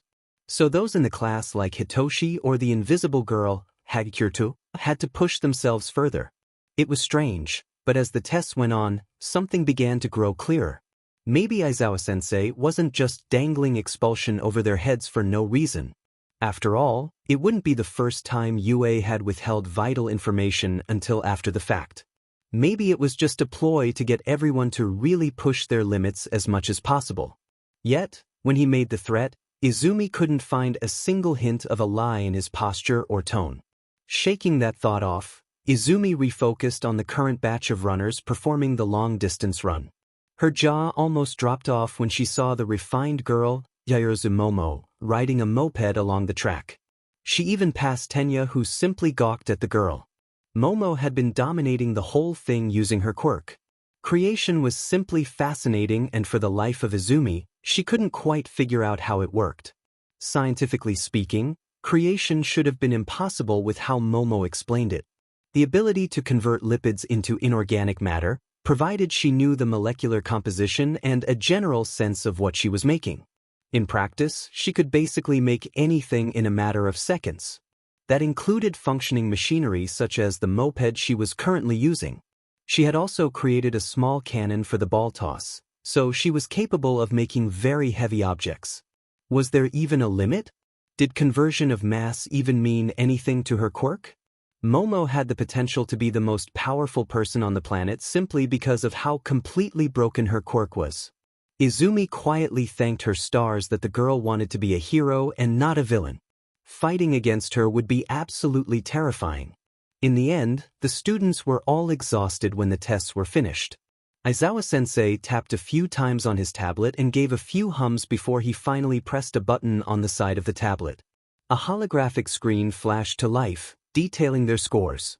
First, Yaozu Momo. Second, Todoroki Shudo. Third, Midoriya Izumi. Fourth, Uraraka Ochako. Fifth, Ida Tenya. Sixth, Kirishima Ijiro. Seventh, Shuji Mizo. Eighth, Ashido Mina. Ninth, Azuitiu.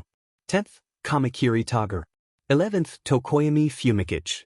12th, Komori Kinoko. 14th, Aoyama Yuga. 15th, Shinso Hitoshi. 16th, Kaminari Denki. 17th, Jirakyuka. Kudakoji. 19th, Hagakure Toru. 20th, Mineta Minoru. Izumi was incredibly relieved and very confused by the fact that she had gotten third place. It was pretty obvious who would come in first, but she chose to ignore that in favor of double-checking her friends' positions. They were all safe, thankfully. A mournful cry came from Izumi's left, and she looked down to see the short purple boy fall to his knees. He was sobbing with large, messy tears. Evidently, the boy must have been Minoru. By the way, I lied, Aizawa-sensei said simply, causing Minoru to stop his crying abruptly. Hope sparked in his eyes. No one is getting expelled. So, Midoriya, looks like you were right. Well done. He began to walk off toward the school's main building. He waved over his shoulder as he heard Minoru cry with relief. You'll find your curriculums on your desks. That's it for today, class is dismissed. I thought I was a goner. Minoru yelled to the sky. My life flashed before my eyes like some kinda crappy highlight reel. Kinoko was the one to approach him. She giggled quietly and patted his shoulder. Don't worry, Minetta. For what it's worth, I think you did shroomtastic. Her large smile poked out from under her bangs. Minoru looked up and Izumi swore she saw something lecherous in his expression for a second, though it was quickly restrained and he nodded with an amused snort. Thanks. Was I the only one who thought it was an obvious lie? Momo tilted her head to the side, curiously. When everyone gave her an incredulous look, she suddenly flushed a bright red. I guess I was. My apologies for not saying anything. The stoic girl grunted, shaking her head. A woman of few words, it seemed. Still, the level expression was oddly reassuring for Momo. In Izumi's distraction, she completely failed to notice her friends approaching. Both Ochako and Mina wrapped their arms over her shoulders and Mina poked her cheek with a mischievous grin. Where did all that bravado come from, Midori? You sounded so sure. You really have that much faith in us. Not gonna lie, it was pretty awesome. Ochako agreed. Oh, of course I do. Izumi squeaked, feeling her cheeks flush. We all already proved we're worthy of being here. I just kinda said so? I know I was overstepping, but I just couldn't let my dream end here. Sorry. And just like that, she was back to her stuttering, shy self. Still, she did feel somewhat validated by the fact Aizawa-sensei had actually kept from expelling anyone. It was probably always going to be like that, but at least she did something rather than just let the class fall into panic. You just keep getting manlier, Mito? Ajiro laughed. You really need another compliment, dude. Starting to lose all its meaning, Hitoshi drawled, a wry grin curling on his lips. Ochako then slinked off of Izumi and lightly punched Hitoshi's arm with a grin of her own. I'm right though, he grunted. Don't be rude, Shinso, she giggled. By now, half of the class had left the sports field to get changed. Those that remained were conversing amongst themselves, some friendships already starting to form a foundation. Izumi could see Momo, Yui and the punkish girl Gyukyuka discussing something. Or rather, Momo and Kyuka were, and Yui was occasionally nodding along with a grunt or two. The yellow-haired boy, Kaminari Denki, and Minetta were both joking around loudly with big smiles on their faces. Another group had formed consisting of Fumikage, Koji and Mizo, though their conversation was a lot quieter and calmer. Notably, Koji was using sign language instead of talking. He was responding to the other two just fine, so he probably wasn't deaf.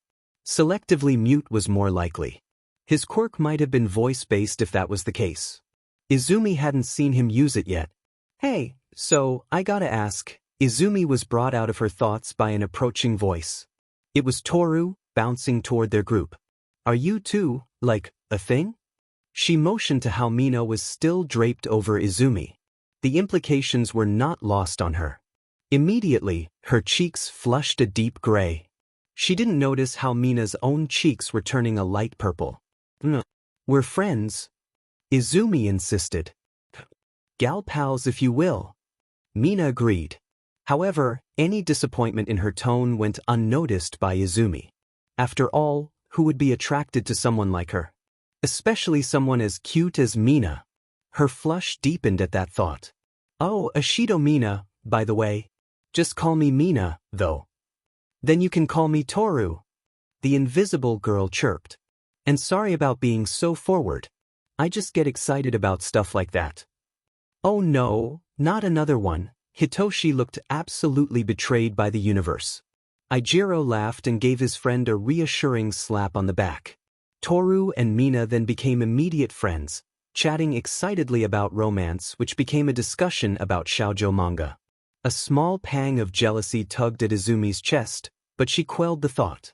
Mina was still hanging on her shoulders after all. Meanwhile, the rest of the students took their leave and that became the cue that they should leave too. They got changed back into the regular uniform, went back to the classroom and picked up their thick curriculum booklet. Izumi gave it a quick thumb through and took notice of some of the subjects and the associated teachers. Heroic art history with Midnight. Modern literature with Cementos. Mathematics with Ectoplasm. Language studies with Present Mike. Heroic laws and ethics with Izawa-sense. There were more subjects, but right now, Izumi was tired. She wanted to head home and pass out for a while before dinner. The others wanted to go somewhere together, but a few of them had said they were in the same boat as Izumi. So, the group disbanded for the day. As Izumi made her way toward the train station, her mind began to wander. She was glad that her class didn't include Katsuki, but a part of her wondered how his first day had gone. Or if it was still going. She wasn't sure how 1B differentiated from 1A, if at all.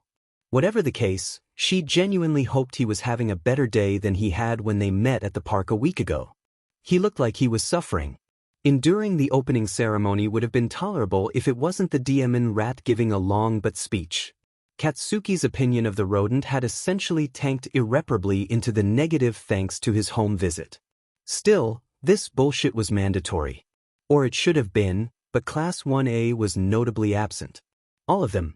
None of the teachers questioned it, and the rat didn't even stop to take notice. He just prattled off about whatever the hell came to his tiny mind.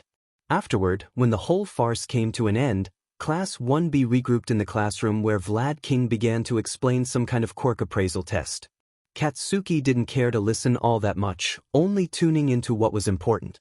They were given time to change and soon, they were on the sports field. The tests were basically the standard sheet he had done time and again in elementary and middle school. Only with the condition that they were allowed to use their quirks. It was a perfect opportunity to show the extras that he was the top dog in class, but for some reason, no matter what he did, no one seemed all that impressed or scared of him. His temper started to bubble, and whenever someone got a better result than him, he grinded his teeth together. Each loss was like a personal insult. On principle, he refused to remember anyone's name. They were all just extras. Pebbles on the side of the road. That's how he thought about Deku, and look how that ended. He growled and bit back that betraying thought. When the tests ended, Vlad King made their results known, and of course he took first place. As he should. His quirk was the most versatile one here. He didn't even bother taking note of any of the others. Finally, the class was over and he spent a few glorious minutes thinking he was free to go home. Then, as he finished buttoning up his uniform shirt, his brain suddenly kicked in. He remembered that he wasn't going to be going home yet. He snarled and slammed his locker shut, staring at his reflection in the shiny metal. He still had the bullshit rehab program to attend. He wanted nothing more than to just ditch it, but if he did that, then he'd be expelled on the spot. As was the terms of his enrollment. He was forced to attend no matter what his personal opinions were. Growling, he finished changing, then left the locker room. A few of the boys tried calling out to him, but he just ignored them. Even if he wanted to hang out with them, and he really didn't, he couldn't. So there was no point in talking to them. Finding his way to the classroom labeled 1J, he stepped inside. 3 other students were already sitting at their seats. Each one of them was apparently a criminal in some capacity. The boy closest to Katsuki gave him a glare. His pale skin stood in very stark contrast to his vibrant red hair and eyes. On his forehead he had a pair of goggles with round yellow lenses, and just below his left eye was a black line mark, like he had gone a little too hard on the guy liner. Only it was part of his pale skin. His lips curled into a cocky grin, and it made Katsuki want to deck him right then and there. He took a deep breath and reined in his anger. Towards the back of the class a girl was sitting in a reclined position. Her stone-gray skin was contrasted with bright pink hair styled up into 2 prongs on either side of her head. When she saw Katsuki, she gave him a wink, showcasing her pink eyes. Her grin wasn't smug, more mischievous, but it set him off all the same. Finally, a boy wearing a gas mask was sitting in the far corner seat. Along with his mask were 2 canisters strapped to his back. Other than the mop of ash-gray hair, there weren't any other distinguishing features Katsuki could see. Katsuki snarled in their general direction and took his seat, making sure he was as far away as possible. After 5 minutes of infuriating silence, the classroom door slid open once again. Cloudhead strode in with a spring in his step and a whistle on his lips. He came to a stop at the lectern and placed a bunch of papers down. Addressing the room, he gave a bright smile. "Hello. I'm your teacher, Loud Cloud. Though you four can call me Shirakumo-sensei. Welcome to Class 1J. Now, yes, this is the villain rehab program, but let's not let that get us down, eh? And hey, hopefully you won't have to be here for the full 3 years." His energy was not returned. The redhead rolled his eyes, the girl giggled to herself, and the gas mask let out a hissing huff. As for Katsuki, he let his throat rumble with a scowl. Shirakumo-sensei seemed to expect it, though. He laughed and continued on as if everything was normal. "Today, we're going to get to know each other." His smile dropped and his gaze hardened, "and you will get to know each other." As quick as it came, the glare vanished to be replaced by the friendly smile. "Now, let's start with you," he pointed to Katsuki. "Tell us your name, your regular class, and a bit about yourself. And no complaining or antagonizing." Katsuki shuffled with irritation, but got to his feet anyway. It was best to just go along with it. The sooner these people realized he wasn't some villain, the better. Bakugu Katsuki. Class 1B Heroics. I'm gonna be number 1, and I think this whole thing is a FNG farce. Shirakumo-sensei perked a brow and wrote something down on a clipboard. "That'll do. Next." The gas mask kid stood up and the lenses of the mask gleamed in the sunlight. Busujime Taguro. Class 1D General Education. I don't like being in small spaces." His voice was muffled but loud enough to be heard. He was short in stature, probably about as tall as Deku. His tone was also hesitant, much like the DMN nerds. "I promise we won't be putting you in any closets, Busujima," Shirakumo-sensei said while smiling. "Next." The girl with pink hair stood up, giving a laid-back grin in Katsuki's direction. Murase Miyuki. Class 1F Business and Management. "Let's see something about me. Black cats are my favorite." She giggled and gave Katsuki another wink. Why was this weirdo constantly winking at him? It was annoying. This was stupid, and he had already forgotten Gasmask's name. It was doubtful he'd remember hers. You and my fiancé would get along like a house on fire. At least on matters of animal preferences. Anyway, finally, we have... He gestured to the last student, who rose to his feet with the confidence of someone twice his size. The redhead cleared his throat and made his grin wider than necessary. "The name's Sajisaka Jack. Class 1H Support. Let's keep it real, I'm probably the smartest person here. I made my first bot when I was 6, and they've just been getting better and better. Kaki bistidi, I don't need some support loser looking down on me." Katsuki growled, finally having enough of this whole thing. Goggles just grinned with malicious intent. "Want to throw down? I'm game whenever. You little sure dash." "Enough." A heavy thunk caused the 4 students to snap their heads to look at Shirakumo-sensei. His gaze was stern and his cloudy hair was billowing more than usual. A thin white mist covered the floor for a few moments. He was also holding a long red quarterstaff with a metal sheen. "I said no antagonizing. Sajisaka, sit down." Jack did as he was told, gulping and looking sufficiently cowed. Almost immediately the tension faded and the quarterstaff collapsed in on itself. The teacher stowed it and then essikidi in the mist he had created. He let his breath out steadily when he knew both students were calming down. "Good," he said. "Now where was I? Yes, now we've introduced ourselves, there's one more person I'd like you to meet. She's currently in her 3rd year of the Heroics course and graduated from this very program last year. She'll be acting as my assistant and as an example of this program's success." He made a gesture and the classroom door once again slid open. Then, a girl leaned in with a Cheshire cat grin. Golden feline-like eyes scanned each student with a mix of amusement and mischief. Her blonde hair was tied up in 2 messy, barely contained, buns, and her cheeks flushed a little when she finished her quick study. "Wow. Such cute co-ace this year. So, who's been the naughtiest? I bet it's you, Blondie." Her eyes met Katsuki's and he immediately felt as if he was being sized up by an apex predator.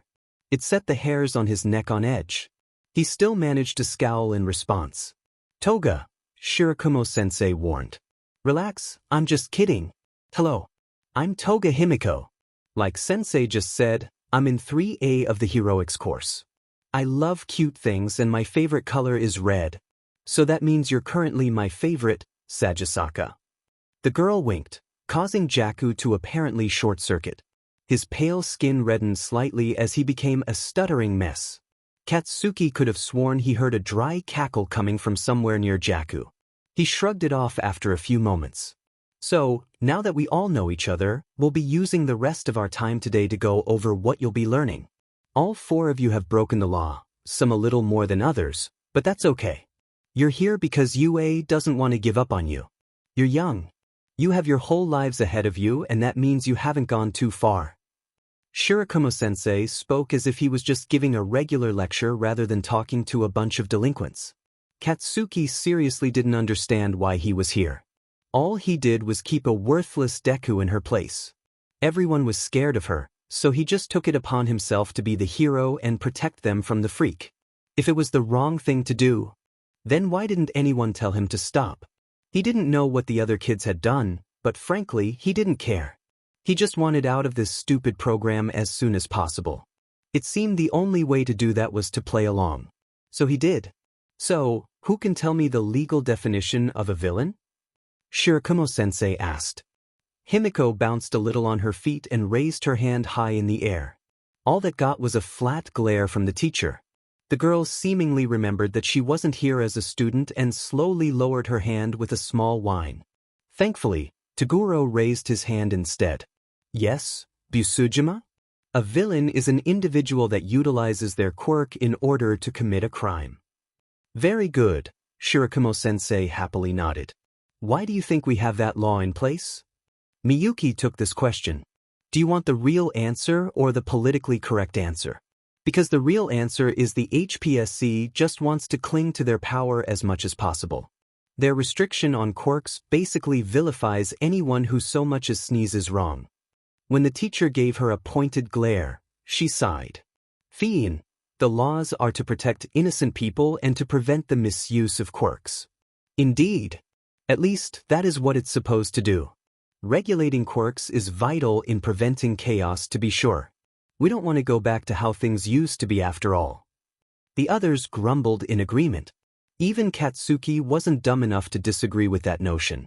The dawn of quirks was, for lack of a better term, essentially an apocalypse in its own right. Massacres were the norm, open conflict around every corner, nowhere was truly safe. With that in mind, let's follow that train of thought. Over the next hour, both Shirakumo-sensei and Himiko lectured the class about the different laws and the punishments behind them. Extensive jail time, lots of fines, the threat of Tartarus. It all sounded mundane given the circumstances. It was all well and good threatening these things, but Katsuki hadn't actually experienced anything like Tartarus, so he didn't really have a frame of reference. Not that he had any intention of finding out. He wasn't a villain for F's sake. Finally, the session ended and the students were given their timetable. Class 1J would be held every Monday, Wednesday and Saturday, replacing foundational heroics in Katsuki's case for those days. Which was bullshit, but if Katsuki wanted out of the program, he couldn't say as much. He accepted his fate for now, and grumbled his way through UA's halls. Home time at last. This shitty day could come to a shitty end. They're handsome. 2 fingers walked along one of his shoulders as Miyuki appeared on his other side. She grinned with a look of desire. What's a heroic stud like you doing in the naughty corner with us? None of your DMN business, pink eye. Someone's touchy. She giggled, swapping to his right side and leaning low as they walked. Attitudes like that don't make for decent heroes, you know? She nimbly dodged his annoyed swing of a fist. Lucky me, I like a boy with some fight in him. Why was this girl so annoyingly persistent? Didn't she realize he wanted nothing to do with these extras? Especially her. Though he wasn't entirely sure why he didn't like her in particular. Pisses off, pink eye. I'm not like you. I'm not a villain. Of course you are. That's why you're in 1J with the rest of us. Miyuki hopped in front of him with intent. She started to walk backwards, keeping her pace with Katsuki effortlessly. So what did you do, huh? I bet it's something embarrassing. Or maybe you're one of those vigilante types. I think they have their own program. Or maybe not, I don't really know. At the very least, she wasn't slowing him down. He tightened his grip on his backpack and scowled before cresting into the main entrance lobby. Come on. Tell me. I'll tell you mine if you tell me yours. I couldn't care less about what shitty thing you did.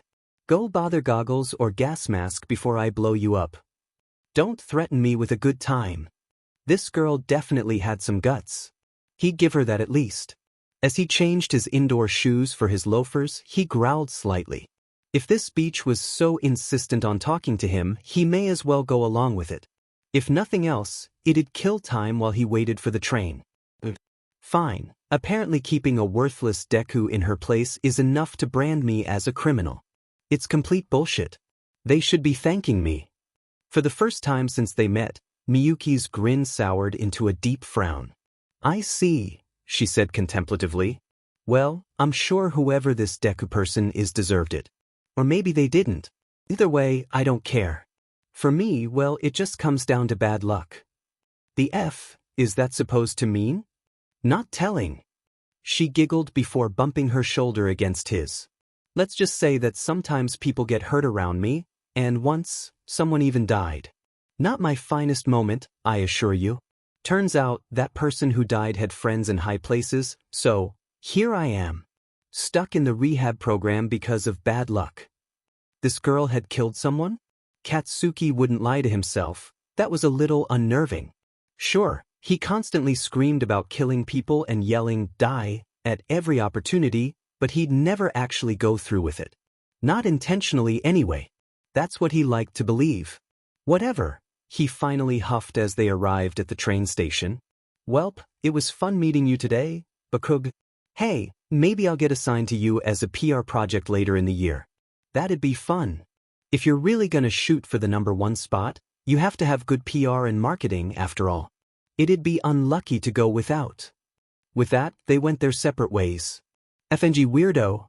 Just then, the strap of his backpack snapped, causing the bag to crumple to the ground and spread his books over the station platform. F bullshit,